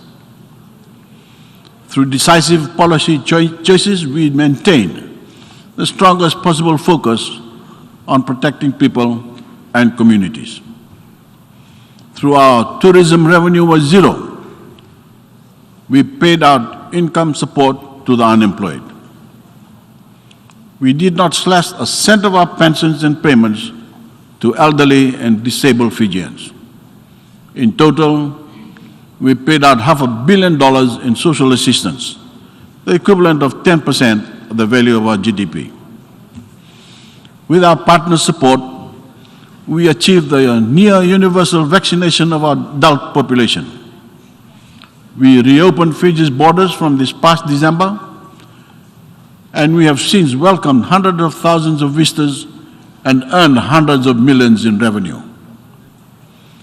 More of our people are working again, and we are set toward the record-breaking double-digit economic growth for the Fijian economy this year. The pace of our recovery is possible because we prepared for it. We kept our national airline, Fiji Airways, ready to resume full operations throughout the COVID crisis. We supported our tourism industry to weather the storm. That allowed us to set the terms of our reopening. With our steady recovery, we are now paying out tens of millions of dollars to help the most vulnerable Fijian families meet the global rising cost of food, fuel, and other essentials. Excellencies, our 8-year-old democracy has delivered the equality our people cherish. It has delivered services and infrastructure they depend on. It certainly has all shown its resilience. Our eyes are now on the next 8 years, the sprint from now until 2030. That will be most defining ever for our people's and planet's future. If we do not halve carbon emissions by that critical year, the crisis of our warming planet will imperil every gain that we and every nation has made. If we fail to secure our 1.5, we will crush any hope of improving our citizens' quality of life. We've been given glimpses of that doomsday proposition worldwide in the floods, in the droughts, storms, wildfires, dying coral, and melting glaciers. Ladies and gentlemen, we in Fiji have felt that devastation in the 14 cyclones that have struck us since 2014. These storms have stolen lives. They have leveled homes. They have destroyed schools. They have traumatized our young. The Pacific's children are the least to blame, among the least to blame for the climate crisis. Yet, our children are the most affected. I challenge leaders from the high-emitting nations to name a greater global injustice than the price that young Pacific Islanders pay for climate change. Since 2014, Fiji has rebuilt or repaired over 200 cyclone devastated schools. We have built cement and nature-based seawalls to keep out the rising seas. We have stabilized vast stretches of riverbank. Where seawalls cannot suffice, we have relocated 6 communities, with over 40 more in the queue to be moved. We are building back better to the standards demanded by a warmer world. We are borrowing hundreds of millions of dollars to do this. The archaic architecture of multilateral development banks and global financial services gives us little to no access to grant or concessional climate financing, particularly for adaptation. Therefore, we are left with little to no choice. We have legislated a net zero commitment by 2050 through a climate change act that will make us more energy secure, protect us from energy price shocks beyond our control, and provide us with cleaner air, better health, and better jobs. Yet, despite the clear benefits, the imperative before us, and all the talk we hear of saving the planet, the world's collective commitments remain trifling. They simply will not keep us at well below the 2 degrees Celsius target, let alone 1.5 degrees. And I again urge developed nations to deliver on the $100 billion climate finance commitment at COP27 in Egypt this year. This is now 3 years overdue. Ahead of Glasgow, I told leaders not to bother packing their bags if they did not come with serious carbon slashing commitments. I have a new ask before they arrive to Sharm el-Sheikh. Only come if you plan to arrive true to your climate finance commitments. Only come to Sharm el-Sheikh if you are ready to agree to a loss and damage mechanism in addition to a post-2025 financing framework. This must be in the order of $750 billion, with at least 10% of climate finance destined for small island states. Excellencies, this is our story, a Fijian story in every sense. It is the story of David against Goliath, a small state facing nations, corporations, and interests far bigger than we are. On behalf of every family who is watching us from home and praying for our success, we are unrelenting in this fight for your future. We are determined to provide you with opportunities to do well for yourselves and your families. We are determined to create new jobs in nature, in technology, in sustainable tourism, and our blue and green economy. Today, we ask the world to join us. This is not the time for war. This is not the time for words. This is a time for will and a time for courage. Fiji is ready to make the coming years count for our people and for the planet. Our question to you is this: are you with us? Don't tell us yes unless you plan to show it. Thank you. En nombre de la Asamblea, agradezco al primer ministro y ministro de Asuntos Itaukei, de la Industria Azucarera, de Relaciones Exteriores y de Silvicultura de la República de Fiji la declaración que acaba de formular y pido a protocolo que acompañe a su excelencia. La Asamblea escuchará ahora un discurso del excelentísimo señor Xavier Bettel, primer ministro, ministro de Estado, ministro de Comunicaciones y Medios de Comunicación y ministro de Asuntos Religiosos del Gran Ducado de Luxemburgo. Pido a protocolo que acompañe a su excelencia. Tengo el placer de dar la bienvenida al excelentísimo señor Xavier Bettel, primer ministro, ministro de Estado, ministro de Comunicaciones y Medios de Comunicación y ministro de Asuntos Religiosos del Gran Ducado de Luxemburgo. Lo invito a dirigirse a la Asamblea. Señora Presidente, muchas gracias.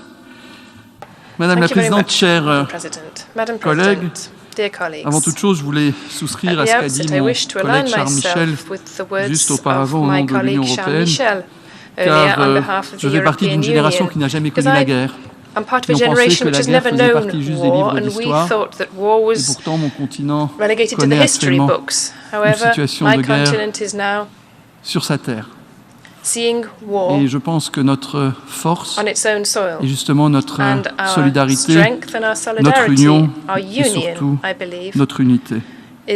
Alors je suis fier que le Grand-Duché de Luxembourg ait contribué avec ses partenaires à l'action résolue de l'Union européenne à vouloir promouvoir les valeurs communes, la dignité humaine, la liberté, la démocratie, l'égalité, l'état de droit ou encore les droits de l'homme. En tant qu'Européens, nous nous engageons avec conviction pour défendre en fait ces valeurs qui sont les principes ancrés dans la Charte des Nations Unies et pour renforcer le multilatéralisme, le fait de faire les choses ensemble avec les Nations Unies en son cœur.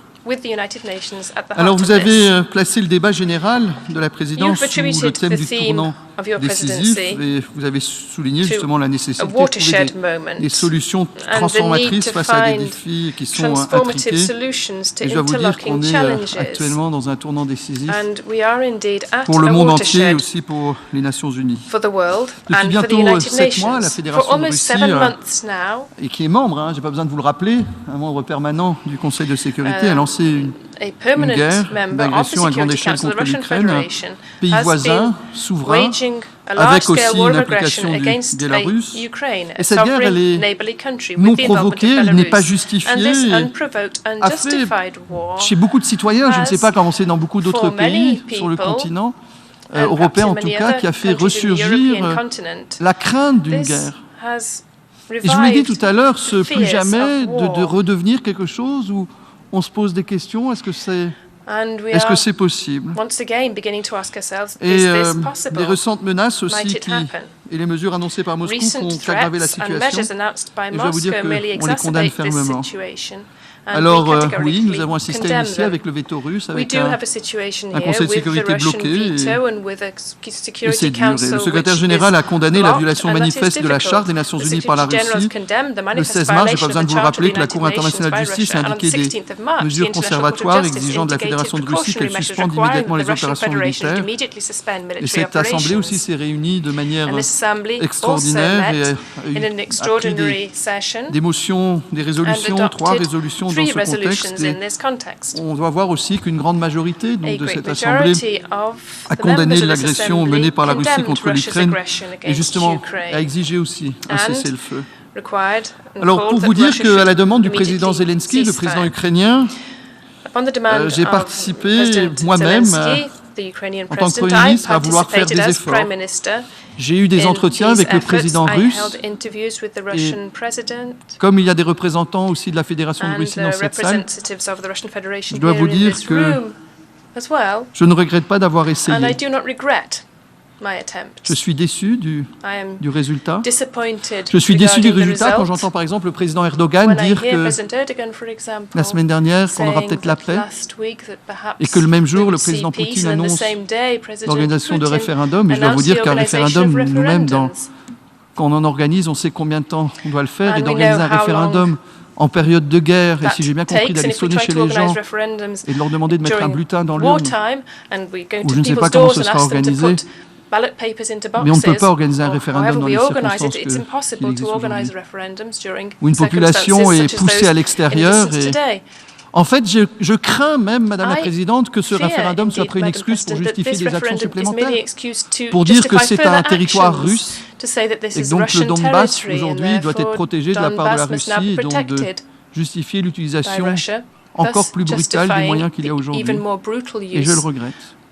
Et les discussions que j'ai eues avec le président Poutine sont des discussions que j'ai appréciées, l'échange, la franchise. Mais je dois vous dire qu'aujourd'hui, je remarque que commencer une guerre, c'est quelque chose de facile.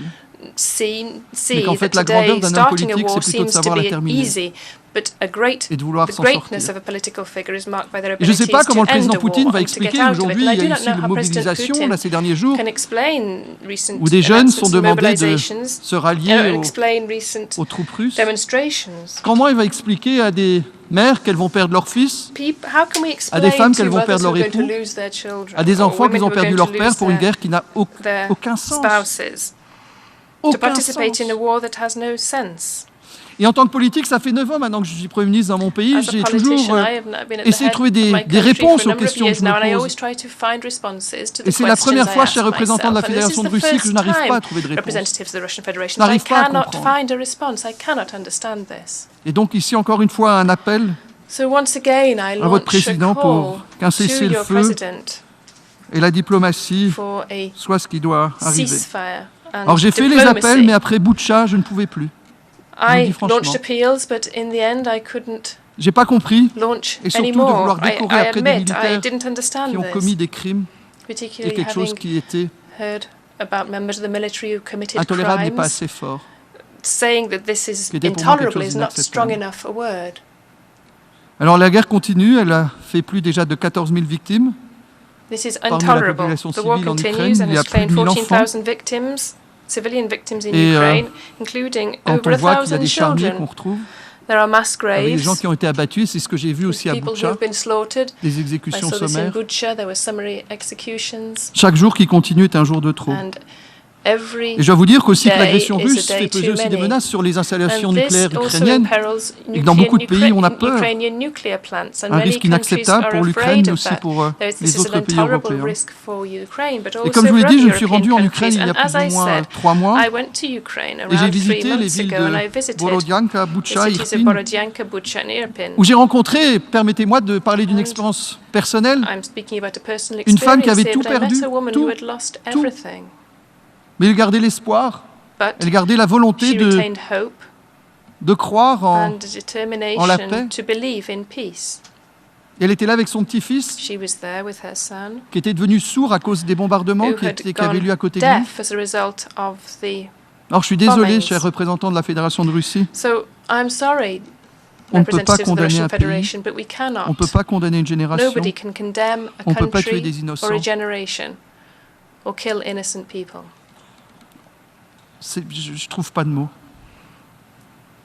Et quand j'ai vu le choc des atrocités qui ont été faites par les forces militaires russes, je ne peux m'incliner devant la mémoire des enfants, des innocents, qui payent de leur vie et des vies brisées par la guerre. Je le dis ici, Madame la Présidente, et je l'ai dit aussi à Kiev, l'Ukraine peut continuer à compter sur nous pour l'aider à défendre son indépendance, sa souveraineté, son intégrité territoriale à l'intérieur de ses frontières internationalement reconnues et le droit à la légitime défense ou l'article 51 de la Charte. Et il est de notre responsabilité d'aider l'Ukraine. On ne peut pas accepter qu'un voisin plus grand, moi-même je dois vous l'avouer Madame la Présidente, je ne fais pas partie des pays les plus grands par sa taille ou par son armée. Mais je ne peux pas m'imaginer vivre dans un pays où je dois me tracasser de la part d'actions de mes voisins et je pense que le plus grand projet de paix qu'ait connu mon continent, c'est l'Union européenne. Et si depuis 1957 je vis en paix, c'est justement parce qu'on essaie de construire des choses ensemble. Et c'est vrai que je suis entre la France et l'Allemagne et qu'à l'époque de la Deuxième Guerre mondiale, c'était des ennemis. Et aujourd'hui, nous sommes partenaires, nous construisons quelque chose ensemble. Alors nous avons, à l'époque aussi, aujourd'hui je ne serai pas devant vous, je ne vivrai pas dans une démocratie, des pays qui n'étaient pas mes voisins, mais d'autres pays ne m'avaient pas aidé. Et nous avons aussi, en tant que Luxembourg, ouvert nos portes aux personnes fuyant la guerre. Ces gens ne veulent pas une meilleure vie, ils veulent tout simplement pouvoir vivre. Et nous avons accueilli plus de 1000 élèves d'Ukraine dans nos écoles. Et je dois vous dire que ce soit à Kiev ou que ce soit aussi chez nous, le courage de ces mères, de ces familles, de ces enfants, de ces hommes en Ukraine qui aussi commencent même à reconstruire leur pays, à faire revivre leur ville libérée après la barbarie qui s'est déroulée. Et on doit honorer ce courage et sans relâche aussi les enquêtes menées par les acteurs nationaux et internationaux, et je pense par exemple à la CPI, afin que les responsables des crimes de guerre et des autres crimes commis en Ukraine soient identifiés, poursuivis et punis.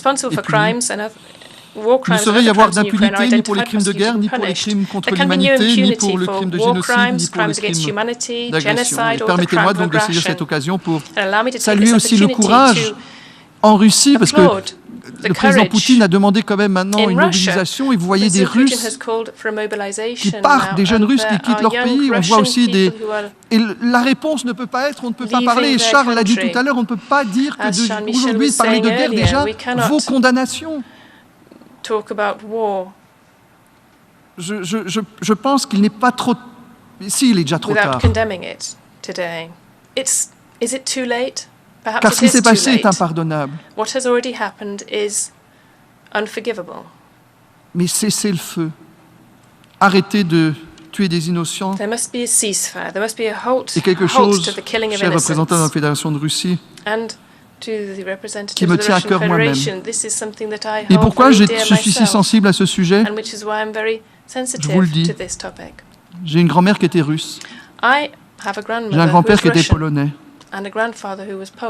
J'ai un grand-père luxembourgeois et une grand-mère française. Et ma grand-mère était orthodoxe, mon grand-père était juif. L'autre athéiste et l'autre catholique. Et même sur mon territoire, ayant du sang juif, étant libéral, étant marié à un homme, aujourd'hui je serais condamné à mort dans mon propre pays. Acceptons les différences, acceptons la richesse de la diversité, et essayons de vivre en paix. Ne recommettons pas les mêmes erreurs. Et ici, je lance un appel au président Poutine. Je vous l'ai dit tout à l'heure, commencer une guerre n'est pas le plus difficile. Et savoir en sortir. Mais c'est là qu'on reconnaît la grandeur. Et surtout que cette guerre a commencé à un moment où la plupart d'entre nous, on sortait du Covid. On pensait qu'on allait pouvoir s'en sortir, et on a eu maintenant l'insécurité alimentaire aussi, et tout particulièrement les pays et les populations en situation de fragilité en Afrique et aussi au Moyen-Orient. Et je le répète aux collègues africains, car je sais que le narratif de dire que c'est les sanctions européennes qui posent problème à la crise alimentaire est faux. C'est la guerre, l'agression en Ukraine qui est la responsabilité des problèmes qu'on connaît. Et je dois remercier aussi le président Erdogan qui s'est mis autour de la table pour essayer de trouver un moyen de sortir aussi la mer Noire aux exportations ukrainiennes de céréales. Et cet accord est vital pour des millions de personnes. Et nous voyons aujourd'hui aussi une hausse des prix de l'énergie et des répercussions aussi qui sont très dures pour de nombreux Européens. Alors c'est facile de dire qu'il faudrait abandonner les sanctions. Moi, ce que j'aimerais, c'est qu'on abandonne la guerre.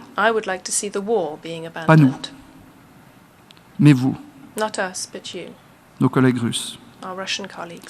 Je tiens aussi à saluer l'initiative du secrétaire général de réunir un groupe de réponse à la crise mondiale de l'alimentation, de l'énergie aussi, et du financement pour identifier des solutions à court et à moyen terme.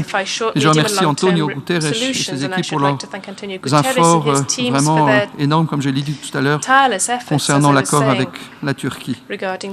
Et nous devons soutenir aussi le programme alimentaire mondial de la FAO et de la FIDA pour renforcer la résilience alimentaire. Et on voit aujourd'hui que la région du Sahel, qui souffre d'une insécurité alimentaire amplifiée par le changement climatique, justement, et aussi les effets de la guerre.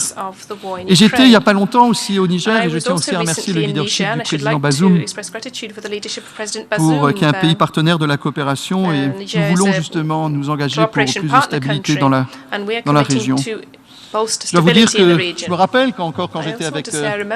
Roche, quand j'étais avec Ibeka, aujourd'hui les leaders ont changé. Je pense que l'instabilité en Afrique est un facteur qui est dramatique à côté d'autres crises qui existent.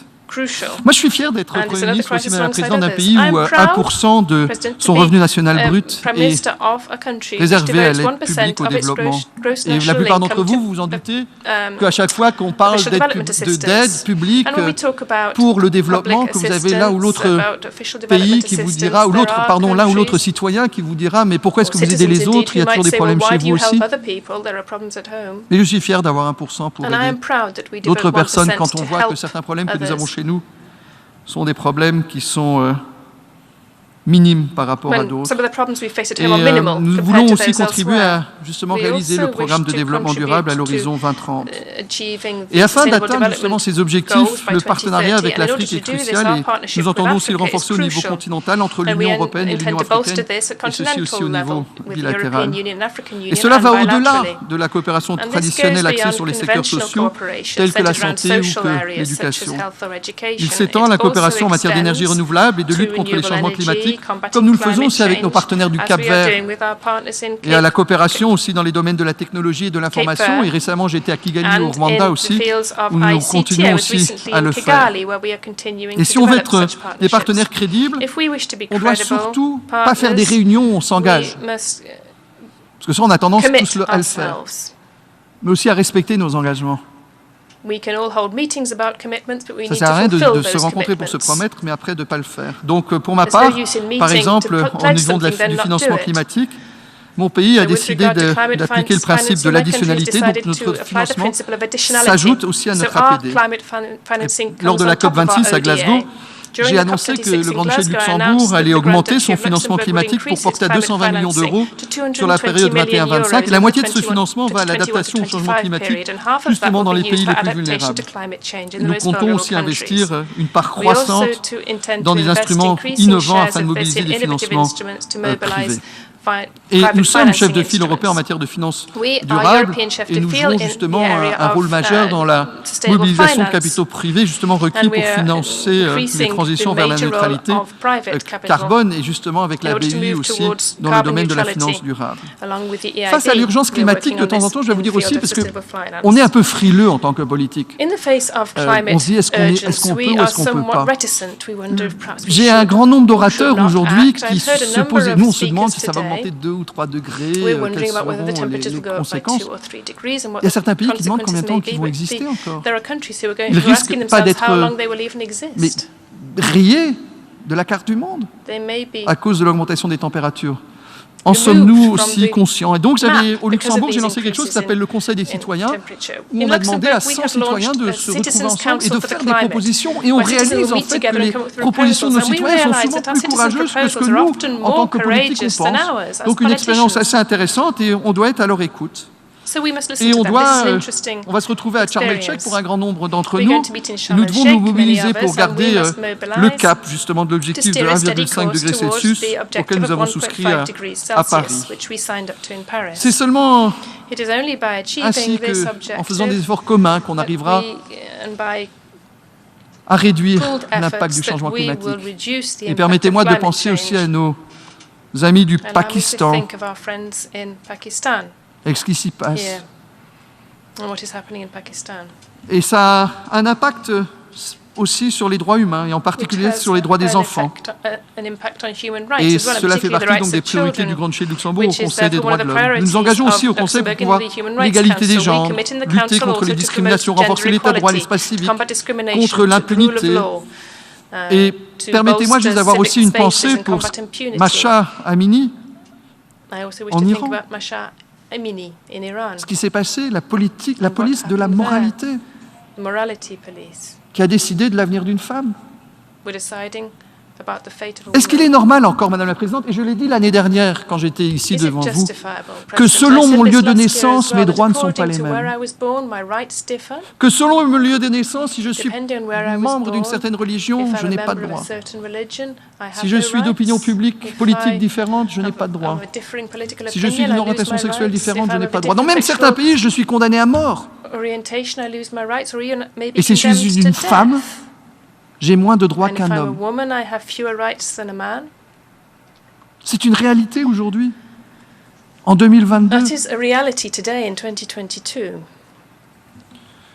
Donc nous avons il est très important pour nous de continuer à vraiment avoir ces commissions internationales indépendantes chargées d'enquêter sur les violations des droits humains, et ça, malheureusement, avec un boulot qui est de plus en plus grand au niveau international. Et nous avons à cœur, Madame la Présidente, de nous montrer aussi à la hauteur de la responsabilité quand on nous a élus au Conseil des droits de l'homme pour le mandat 22-24. C'est la première fois que nous avons l'honneur de siéger aussi dans ce Conseil, et c'est l'occasion aujourd'hui pour moi de vous remercier très chaleureusement en mon nom personnel, en mon nom aussi au nom du gouvernement et de mon pays, de nous avoir fait confiance. Vous l'avez dit, Madame la Présidente, Monsieur le Président a insisté sur le fait de dire que nous sommes à un tournant décisif et que nous devons répondre tous aux différents défis que nous avons, que ce soit la guerre, le dérèglement climatique, et nous devons trouver des réponses communes, nous devons agir aussi ensemble. À ceux qui disent que l'ONU est impuissante, je réponds que l'ONU est ce que nous en faisons. Tout dépend de l'ambition qu'on a et de ce qu'on arrive à en faire, à nous de mobiliser pour trouver des solutions, pour forger des alliances et des compromis qui permettent de renforcer la coopération multilatérale. Et ce printemps, par exemple, le Luxembourg a eu l'honneur de faciliter avec le Bangladesh les négociations qui ont abouti à l'adoption par consensus de la première déclaration sur les progrès réalisés dans la mise en œuvre du pacte mondial pour des migrations sûres, ordonnées et régulières. Nous avons aussi participé aux efforts qui ont permis l'adoption par consensus d'une initiative sur le Liechtenstein sur le veto. Elle établit un mandat permanent pour cette Assemblée tienne un débat en cas de recours au veto au Conseil de sécurité. Oui, nous avons un système, il est tel qu'il est. Mais essayons d'en faire le meilleur, et nous avons aussi besoin de réformes du Conseil de sécurité. L'ONU ne peut pas être un chien qui aboie mais ne mord pas, un chien sans dents. Il est important qu'on arrive à avoir une ONU qui fonctionne, où on arrive à expliquer que cette instance qui est, et rappelez-vous, pourquoi est-ce qu'on est ici? C'est après la Deuxième Guerre. On a voulu, après la guerre, se mettre autour d'une table pour trouver des solutions, pour travailler ensemble. Et aujourd'hui, l'ONU ne doit pas être l'endroit où, à travers un veto, j'arrive à bloquer la volonté de construire quelque chose ensemble. Donc nous saluons les travaux qui ont été lancés pour donner suite aussi aux propositions formulées par le secrétaire général. Et il y a quelques jours aussi, s'est tenu le sommet sur la transformation de l'éducation. La décision a été prise de créer un bureau de jeunesse. Et il est très important aussi d'impliquer les jeunes, car les erreurs qu'on fait aujourd'hui, c'est à eux de les payer demain.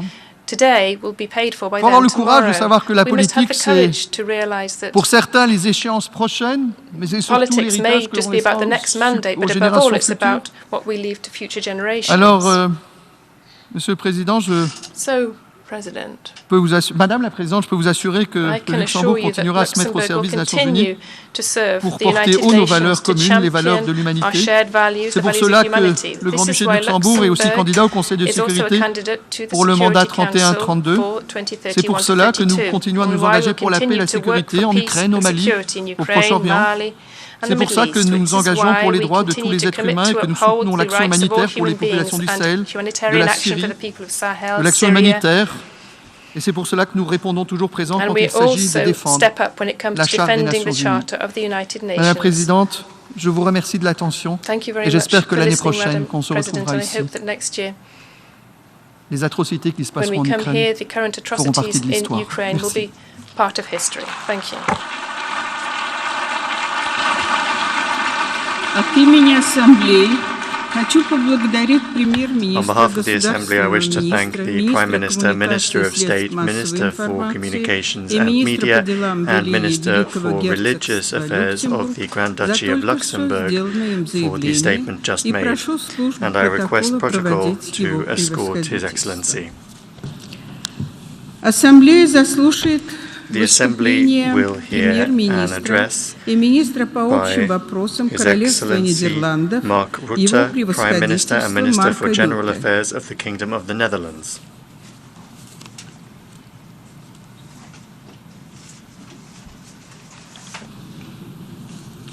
Я с большим удовольствием приветствую премьер-министра и министра по общим вопросам Королевства Нидерландов, его превосходительство Марка Рютте. Приглашаю его выступить перед Ассамблеей.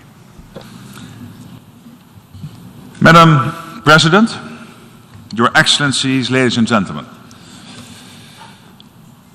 Growing up in Europe as a child of the Cold War, the Iron Curtain was a fact of life. I still vividly remember when the first breaches began to appear in the mid-1980s. The credit for that shift, which made a profound impression, was largely due to Mikhail Gorbachev, who passed away a few weeks ago. Although he represented a dogmatic, undemocratic and oppressive system, he had the courage, as a matter of principle, to choose freedom and humanity. I mention that memory here for a reason. As Russia's recent past and Mr. Gorbachev's legacy have shown, we always have to make a choice. The choice between might is right and, in the words of the great Dag Hammarskjöld, an international community living in peace under the laws of justice. That is my message today. Working together under the laws of justice is and will remain the only path to a safe and prosperous world. That is why Russia's aggression must be stopped. And right now, Russia stands on the wrong side of history. It is hard not to think of historical analogies where one powerful country with expansionist ambitions invades other countries under the false pretense of victimhood and security. Let me be very clear. Russia is not the victim here. It is the aggressor. And the whole world knows it. No one was invading Russia. No one was threatening the Russian people. The people of Ukraine wanted only to be left in peace, to decide their own future. Again, there's only one aggressor here, and that is Russia. For too long, we assumed that it was pure rhetoric when Mr. Putin said that the end of the Soviet Union was the greatest geopolitical catastrophe. In hindsight, we all should have paid heed to his words, because they reflect a dangerous worldview. He won't stop at Ukraine if we don't stop him now. This war is bigger than Ukraine itself. It's about upholding the international rule of law. It is about a sovereign people's right to choose its own path. It's about freedom, theirs and ours. So this war is about our common future. And there's only one path for us to follow, one right choice to make. We must uphold the fundamental principles of the UN Charter. Principles we agreed to after the painful lessons of history learned from a past aggressor. This year, the NATO and European Union allies are more united than ever in our determination to stop Putin.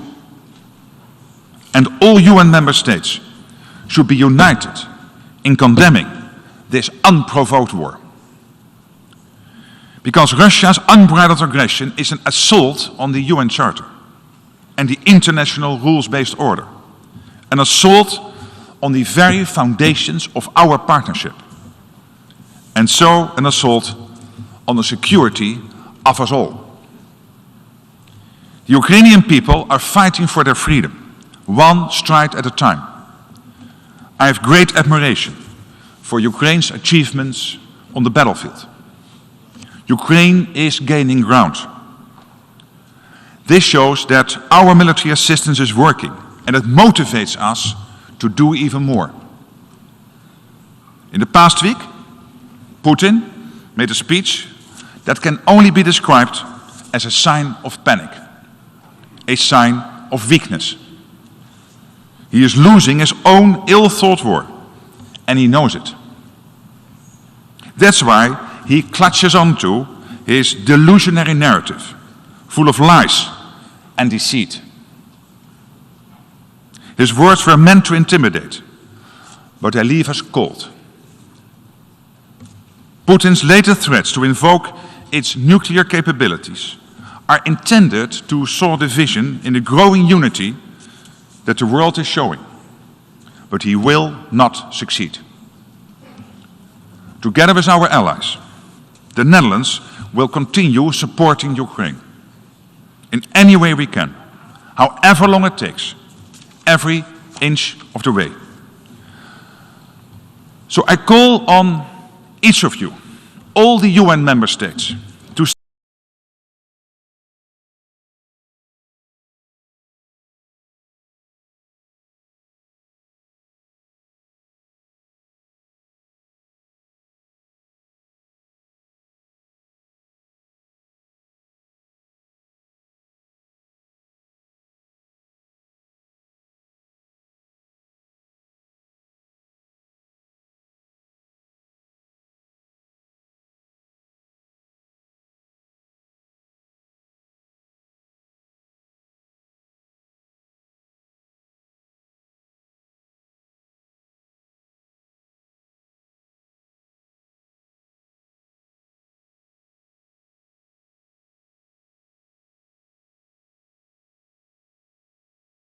is the suffering of the people of Ukraine. And frankly also the suffering of Russian people who are caught up to fight against their will. Every week we are seeing more evidence of atrocities, like in the recently liberated city of Izium. The world cannot and will not stand by and do nothing. There can be no justice without accountability. The Netherlands and the city of The Hague, the legal capital of the world, feel a special responsibility in this regard. We have already supported fact-finding missions by sending forensic experts to Ukraine in close cooperation with the International Criminal Court. And last July we hosted the Ukraine Accountability Conference, where 45 countries agreed on key priorities in guaranteeing justice for Ukraine. We know from experience that achieving international justice can be a long and painstaking process. For more than 8 years now, we have been closing in on the Russians responsible for the downing of flight MH17 in eastern Ukraine. I'm grateful for the unwavering support we have received from Ukraine and many other countries in our fight for justice, for the 298 victims and their families. And I promise you this: the Netherlands will continue working hard to ensure justice for Ukraine as well. By the same token, we stand firmly with those in Russia who oppose the war, who long for peace and justice, who do not want to send their children into a senseless war, and whose voices are not being heard. And we will also support those people all over the world who are suffering the effects of the war indirectly. Putin's war has created not only thousands of victims in Ukraine, but also hundreds of thousands, perhaps even millions of victims of hunger and poverty around the world. Here too, the UN family must hold Russia to account. Putin's cold-blooded power politics, exploiting the most basic human needs of so many people, provides an extra argument for ending the fossil fuel era even faster than we planned. It makes tackling that other great global issue, climate change, even more urgent. And here too, worldwide cooperation is an absolute must. Together, we all have made pledges aimed at keeping global warming below 1.5 degrees Celsius. And around the world, we all feel the urgency of this task. The Kingdom of the Netherlands, which is made up of 4 very different countries, is also feeling the effects of climate change. From heavier rainfall and worsening drought in the European part of the kingdom to more severe hurricanes and rising sea levels in the Caribbean part. Small island developing states are at the forefront of the world's climate adaptation strategies. And Curaçao, Aruba, and Sint Maarten, the island countries of our kingdom, are no exception. We are experiencing both the challenges confronting mainland Europe and those which small island states face every day. Rising ocean temperatures, coral bleaching, loss of biodiversity, and ocean pollution. As one kingdom, we know that water is the factor linking all the great challenges of our time, from food and energy to migration and urbanization. What's more, 90% of all climate disasters manifest themselves through water via flooding, drought, or pollution. Many parts of the world are already facing the reality of having too much or too little water, or water supplies that are too polluted. Recent events in Pakistan are a sobering reminder. Devastating floods, disrupting the lives of more than 30 million people. This illustrates once more that water is at the heart of many global problems. It has the power to turn our lives upside down, to threaten our health, our safety, our food, and our living environment. But at the same time, collaborating on water issues presents us with a big opportunity to make the world safer, healthier, and more prosperous. Investing in water security should be a top priority for our common future. Because worldwide water solutions are an existential issue, making them a basic necessity for the world. And it is our responsibility to place water security at the core of all our climate action and at the core of our worldwide efforts to achieve the Sustainable Development Goals. And that is where the Kingdom of the Netherlands, together with our friends from Tajikistan, will be hosting next year's UN Water Conference. And this conference is all about action. Action by governments and the private sector, working closely across sectors and regions. It can and must be a turning point, because it is now or never. So I urge you all to be there. And in the meantime, we will need to step up our other climate efforts too. We will have to rapidly deliver on the promises we made last year in Glasgow.